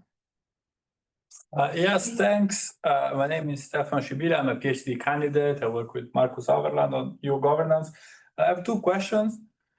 One for Laszlo, and I liked your presentation, it was really interesting, but I've noticed a danger that I've also read in the literature a bit, which is this idea that this crisis is different and this is a symmetric shock. Well, I think that based on comparative political econ, this is not a symmetric shock, neither the geopolitical one nor the sort of pandemic recovery one, for the mere fact that, I mean, first of all, some countries got the pandemic before others. Some countries are more reliant on some services which cannot be executed in confront of with respect to the pandemic. And all these other geopolitical shocks and monetary shocks that we're seeing, like the euro appreciating, these will cause huge asymmetries between the member states. And a similar story, as my Estonian girlfriend reminds me every day, is about the geopolitical threat of Russia. I mean, in Italy, we do not feel, or in other parts of Western Europe, the threat of Russian interference or of threats is not the same. So I think that a word that I was sort of curious to see in this presentation about prosperity was maybe from a previous iteration of this European dialogue, which was convergence. I mean, convergence was sold to us in the 90s as, what would the euro brought along. And we've seen that this has not happened. And I think that with the new wave of instruments on which Federico Fabbrini has wrote a lot, these are gonna cause a differential empowerment of member states. So I think that the asymmetries are still yet to come. And for the presentation of Jens, I have more of a provocation. In a sense, I thought it was very interesting, but as much as I enjoy my post-materialist consumption habits, don't you fear that the actual post-materialism that is being sold today in the US or also in Italy is this sort of consumption of grift, consumption of, non-liberal, authoritarian goods. And this proved to be, in a sense, much more, think about the sort of the political economy of grift, or how instead of redistributing wealth and growth to your constituencies, you're actually redistributing these non-material rewards and benefits. So you are not doing better, but look at how worse these people are doing, and look at how good it feels that the democratic cities in the US are full of police. So I think that the equilibrium, to me, also based on the constituencies that are kind of winning right now, looks more towards a non-liberal post-materialism. But I'll leave it at that. Thanks. Yeah, I also got a question to Jens. He's going to be having a busy time, perhaps. I totally agree that the Draghi direction is actually trying to fix the negatives, and it doesn't release much energy. It doesn't make people happy, pointing at their weaknesses, and you have to work on that. China and the US are ahead of you. Fight harder, run harder. I think that is not the way, and then whether the post-materialism way is going to generate enough economic growth or prosperity in the broader sense, we have to see. But at least it's something that can make some people happy and worth fighting for. But that reminds me of people migrating from South Korea to Australia, with South Korea being the high-tech environment where pressure is high and where they are really at top of the bill in terms of new technological development in many kinds of ways. The smart world maybe emerges there first, whereas Australia is relatively low-tech. It's a fun capitalism society, if you want. The growth rates, if you want to talk GDP anyway, they don't differ so much in recent years. The Australians are just happier. That's why the Koreans want to move to Australia, but not Australians to Korea. So the question is, one, and also if you look at the demographic developments, South Korea has the absolute lowest fertility rate. Perhaps North Korea does worse, I don't know. Australia is more or less the middle of the road. Are we not dramatically overvaluing the technological here and undervaluing, for instance, the demographic? One fact, Australia has a lot of mining. But that we continue to need those primary resources. Yeah, I don't know if there was other people before me. Okay. No, well, first an apologies to Jens because I stepped in when you were presenting and I shouldn't have done it. So accept that. But I do have a question for you because you presented the Draghi report, and my sense is you agreed with the diagnosis, but you disagreed with the prognosis. But the way how you presented it is not the way how I interpreted the prognosis of the Draghi report. And I feel you're a little bit mischaracterizing it and pitching it too much as the same old things repackaged. Whereas to me, it's much more transformational than the past. So, I mean, the European business model for the last 20 years under the Merkel legacy was cheap import of gas from Russia, major exports of cars to China, and security guaranteed by the United States. This was how effectively we designed our economic governance system for the last 25 years. That's how we reacted to the Euro crisis. Countries which received bailout were told you have to export more. You have to sell more cars to China, become more competitive in that respect. And I think Draghi is not doing any of that. What he's basically saying is we have to reduce our dependencies. So we need to do things differently, including investing in our own capabilities at home. We need to deepen the internal market. So it's not about selling stuff to others, but it's removing the barriers that prevents things working within our union. And we need to change also the financing model, which is much more common investment in resources, which didn't happen until Next Generation EU effectively. So the way how I read the Draghi report is actually as a much more ambitious agenda for prosperity and a change in the European economic model moving forward than how you presented it. And so I wanted to push you a little bit on that. What I definitely agree with you on is that, you know, what of the Draghi report has been made of so far is only removing red tape. But that's not what the Draghi report was about. Of course, the chemical industries picked it up and said, oh, that's great. It's in the Draghi report. Let's get rid of ESG and all the things. But I mean, the problem is that that's the easy part for the EU to do. You just pass a regulation that says, let's burn all the regulation, the bonfire of regulation. I worked on Brexit, so I know this. And in reality, you can't really do it. Or if you do it, as you said, it doesn't make sense. But I would not make it into a neoliberal plan because I don't think it is. Okay, I think that there are more questions at the moment, and there are many, so I don't know if you will manage with these questions. So let's follow the same order that we had before. Thanks. I try to be fast. First of all, Fabian, very good questions. The first question was when can we speak about policy paradigm and whether there was any kind of policy paradigm change. My argument was there was no. There was a departure from. Transition is always when there is a departure from the previous dominating paradigms. And the dominating paradigm between basically the Single European Act and the 2008 crisis was unambiguously market-based that was clear. in IR and the European integration theory, there were people who were talking like Lisbeth Hoge and Jerry Marx were talking about struggle between social democratic and neoliberal forces. There was no, that's a very weak. So social democracy, there was not, it couldn't challenge the dominance of the paradigm. The next generation EU, we can talk about the extent to which it made a departure from that. It was clearly making a departure. My argument was, and we can argue that my argument was that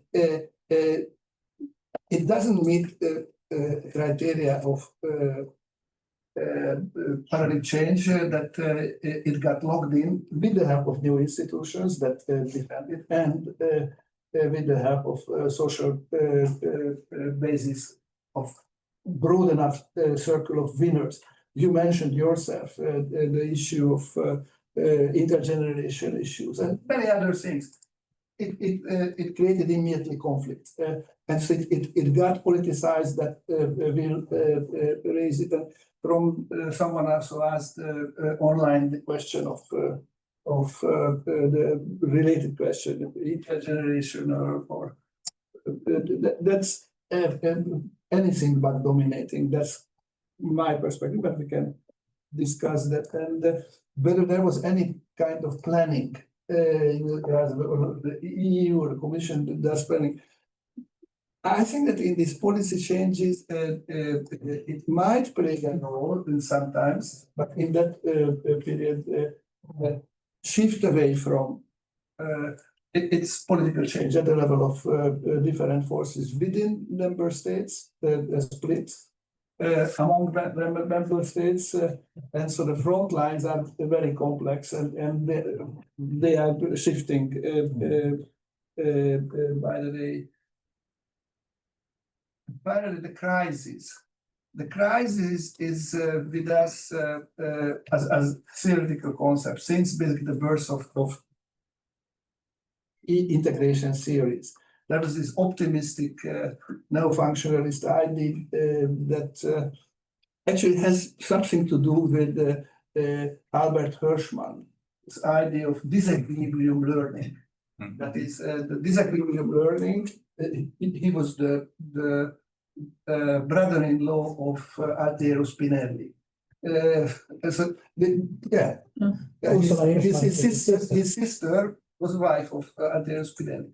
And they like this idea of good crisis. That you don't have to do big planning. Yeah, like you said, you don't have to do big planning. There will be crisis that will push away, the tensions amongst people. And then Philip Schmitter created this idea of good crisis, bad crisis. That not all the crises some of the crises might politicize and empower actors who are against change, or who are for a very different type of change, like populists or mercantilists. So what we have is the coexistence of what you call the permissive consensus and constraining dissensus. It's not that because there's a theory that this is increasing now, constraining dissensus in the EU. No, no. There are forces that were created by the last 10 years that would love to see change, and in a politicized way. That's the permissive consensus. And look at, for example, Germany or even the Frugal Four. You could create imaginative countries that allowed for redistributive things, and or for a new settlement. And then there are constraining dissensus, might route currently. Or several living. You punch above your weight, certainly. Yeah. Anyway, I started. Sorry. So thanks for this, but maybe this presentation was more useful for me than anyone else in the room. I got a lot of questions. This is clearly very initial idea, right? So in response to Fabian specifically, but also the question, so what is the goal? What is this all about? So part of it is just saying, look, this is reality.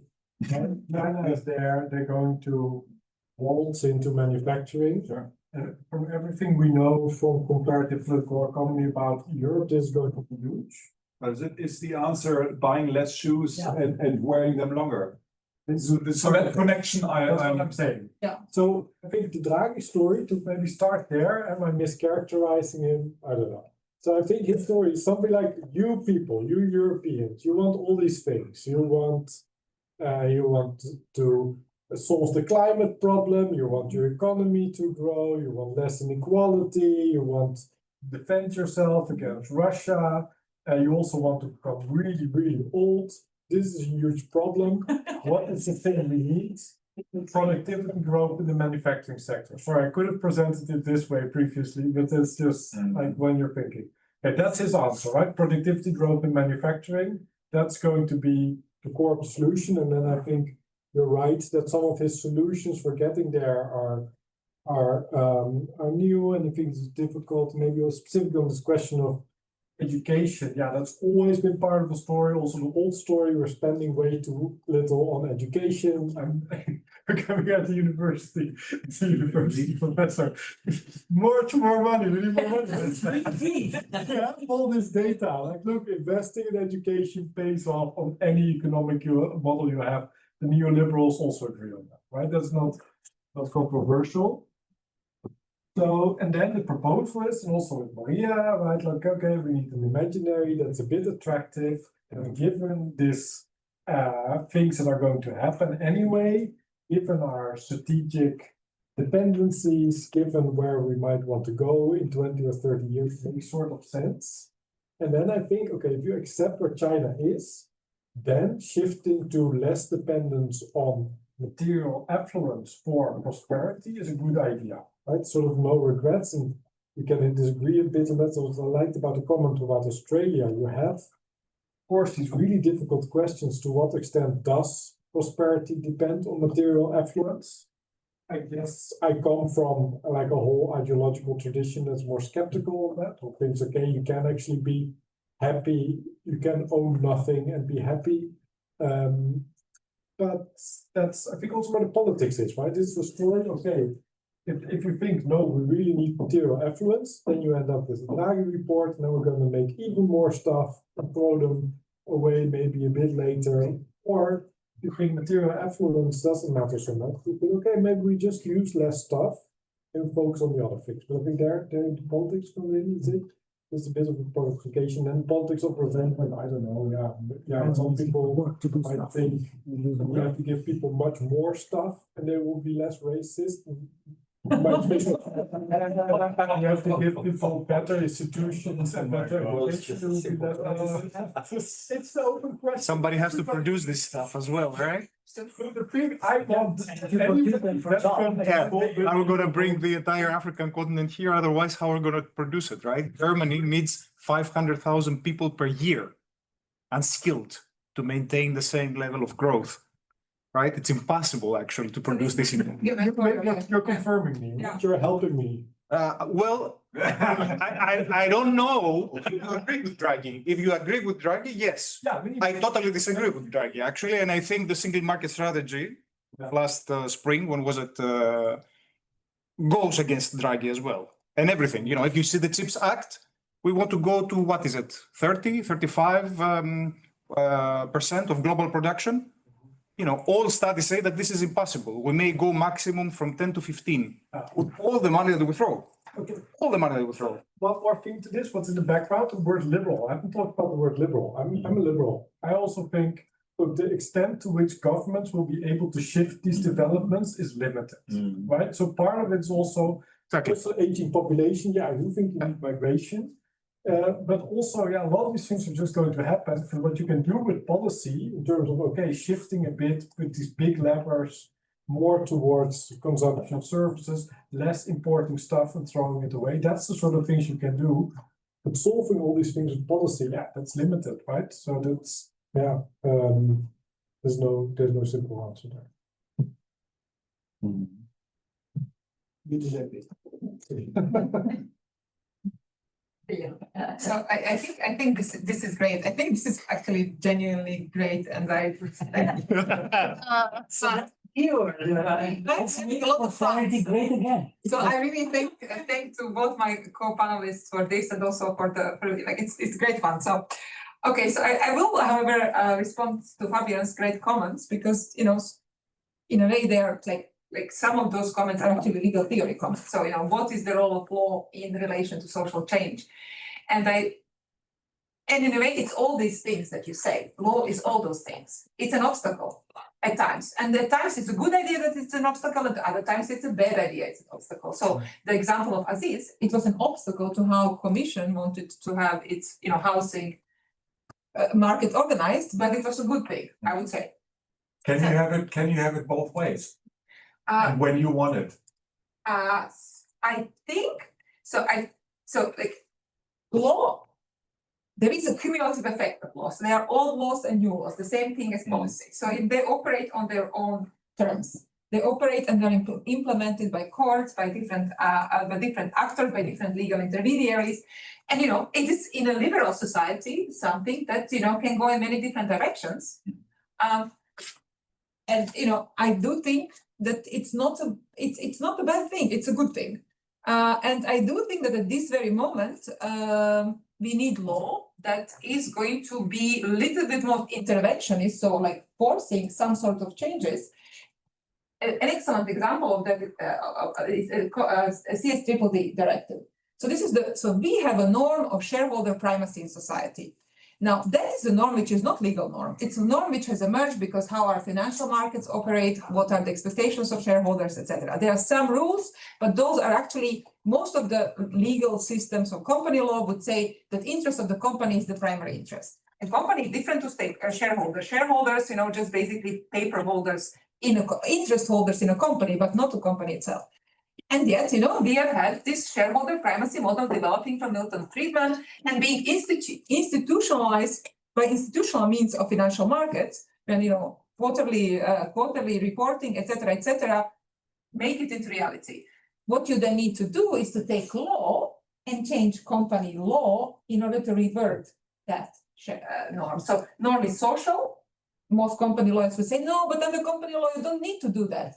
But Commission was right, and many of the proposals that come are we need to change law because you cannot just you would have to change so many things in order to revert this kind of norm. So what you need is to change, for instance, how boards of directors operate. I'm sorry, but shareholders also get a risk. They also take a risk, right? No. Take the sovereign crisis in Greece, right? For institutional shareholders, their profit was cut by 50, 100% for some, right? They also get that risk. I'm not defending the shareholders, right? There is a means, right? Earlier, Martin was talking about shareholder value, right? On the flip side of the coin, you have shareholder activism currently, right? You have, people like us, ordinary people. Let's assume that we are ordinary people. I think we are elites. But, you have other ordinary people, right? That all of a sudden they come together and they say, now sell or now buy through Robinhood and others, right? I think Jens, yes. Jens, if he deals with financial service, probably he sees that, right? So there is, let's say, a bottom-up resistance there. Okay? Shareholder primacy. To shareholder primacy, yes. But at the same time, we should acknowledge that these laws were there, right, in order to encourage people to invest in the first place, because otherwise you wouldn't invest, right? And currently, otherwise you wouldn't invest. Yes, I think. Oh, there was investment even before that. A lot. Sorry. I mean, before what? Before the shareholder protection? Yeah. I think the shareholder protection laws in the US, at least, they exist since 1900, right? I mean, they went through the 30s, the stock exchange collapsed. It's not about shareholders not being protected at all. It's about shareholder primacy, that the primary role of business is to deliver profits to shareholders. The management of the company is the employees of shareholders. Now, in terms of legal rationality, this is like totally out there, you know, so it's legal person is a separate entity, it has its own interests, and shareholders, of course, have some rights, and they should, you know, they have rights to profits, you know, which are distributed in a reasonable way. They have rights to liquidation, what remains after the liquidation. But, you know, if you have this amazing technology of collective action, so this is what corporation is. If the main purpose of this interrupt a little bit this discussion because we are running out of time. to all questions. Just you know, Yeah. interaction. So please, go ahead. Oh, no. Like I like interaction. In any case, It is fun. so I think that you know that's a particular way of how we have turned the corporation toward extraction, which is, you know, we have managed to, I guess, produce a lot of growth. Yeah. How much real growth that is, you know, with all quantitativism, all the things. So, I mean, but let's say there's been on paper there's been major growth, but there's been also like doubling of CO2 emissions in the last 40 years. So there's been production, there's been growth of everything, and you know, questions how, yeah, it certainly has been very limitedly shared, all this prosperity that we have created. Anyway, so okay, so that's to and so the one question that I want to respond to is, you know, what is the final objective of prosperity? So is the final act the egalitarianism? So I think that I see as imaginaries of prosperity neoliberalism, as welfare state imaginaries of prosperity. So these are imaginaries of political economy. So these are imaginaries of how we collectively get to better future. So how we understand that better future is open to political contestation and is open to different, you know, interpretations and different competing imaginaries. But it's, you know, once such imaginary becomes dominant, once neoliberalism became dominant, it was shared by left and right. It's in a way we kind of accept it, and we kind of create some sort of permissive consensus, if you like, that by freeing the hands of the market actors, we will actually get the benefits will trickle down throughout. And so now what we need is generally a move toward more shared prosperity, because I don't think that market can deliver even what it has managed to deliver over the past 40 years. It cannot continue anymore because as a route, it has been exhausted. It has been exhausted for many different reasons, which, you know, now I don't need to get into. But whether the collective means that we will, you know, or the collective route will be necessary to egalitarianism, we don't know. What Trust is doing, we don't that. That's certainly not a very egalitarian project. So, and they are actually very much mobilizing quite a collective route, in the sense that some people are already now speaking about state capitalism in the US. You know, so he is really making steps that have been out of the neoliberal consensus for a very long time. This is not to say that, you know, this is not like a statement of support, but it is important to see that the route itself will be collective, and then what is the end goal? We don't know. Whatever that end goal is, you know, whatever that consensus is, it's still going to be hegemonic, but temporarily hegemonic until the next round. I would like it to be of shared prosperity, so to be more liberal rather than more illiberal or authoritarian. The cards are still on the table, but ultimately prosperity, or conceptual prosperity in its core, I think there are many consensual elements. So I think there is a dimension of material prosperity. So people do need housing. So many social goods that we have, for example, having a family, will depend on you being able to move out of your parents' apartment, to have some sort of provision of care for your children, and eventually something for your parents, so that you don't have to also attend to your aging parents. So there are many, you know, there is material basis for prosperity. That's something that left and right again shares.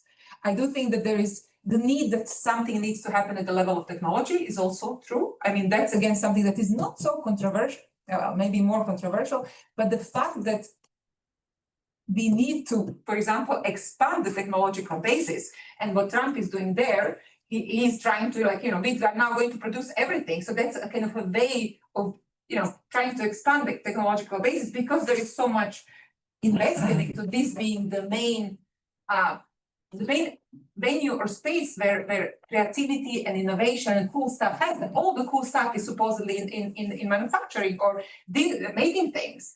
But that's actually not true. Like really cool stuff happens when you change institutions, when you change governance models. Anyway, so, but it's also there. So there are other places where, so what is going to be technological basis of what is innovation, what is cool, what is new?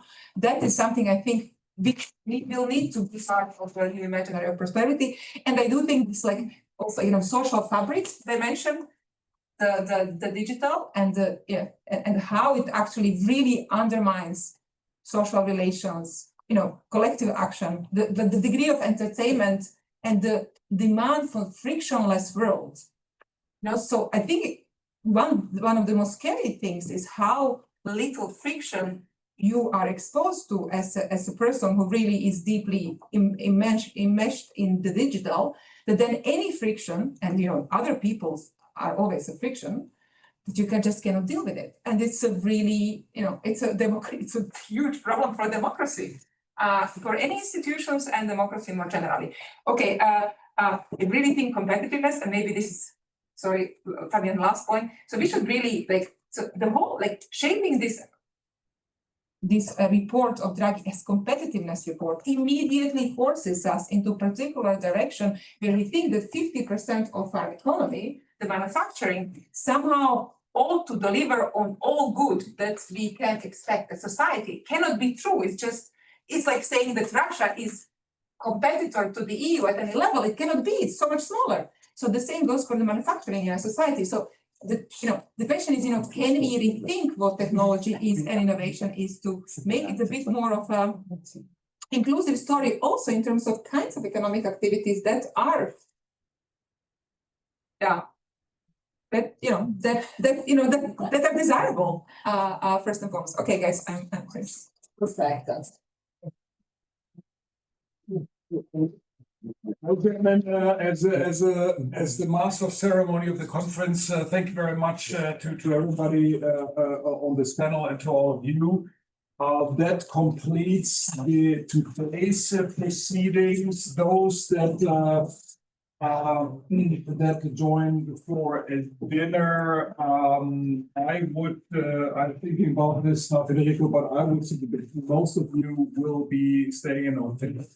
I would suggest we meet here at 20 minutes, so at 18:40 in front of this building, just in case that some don't stay in the hotel. So you know your way. I can point you to the hotel and back to this place from here.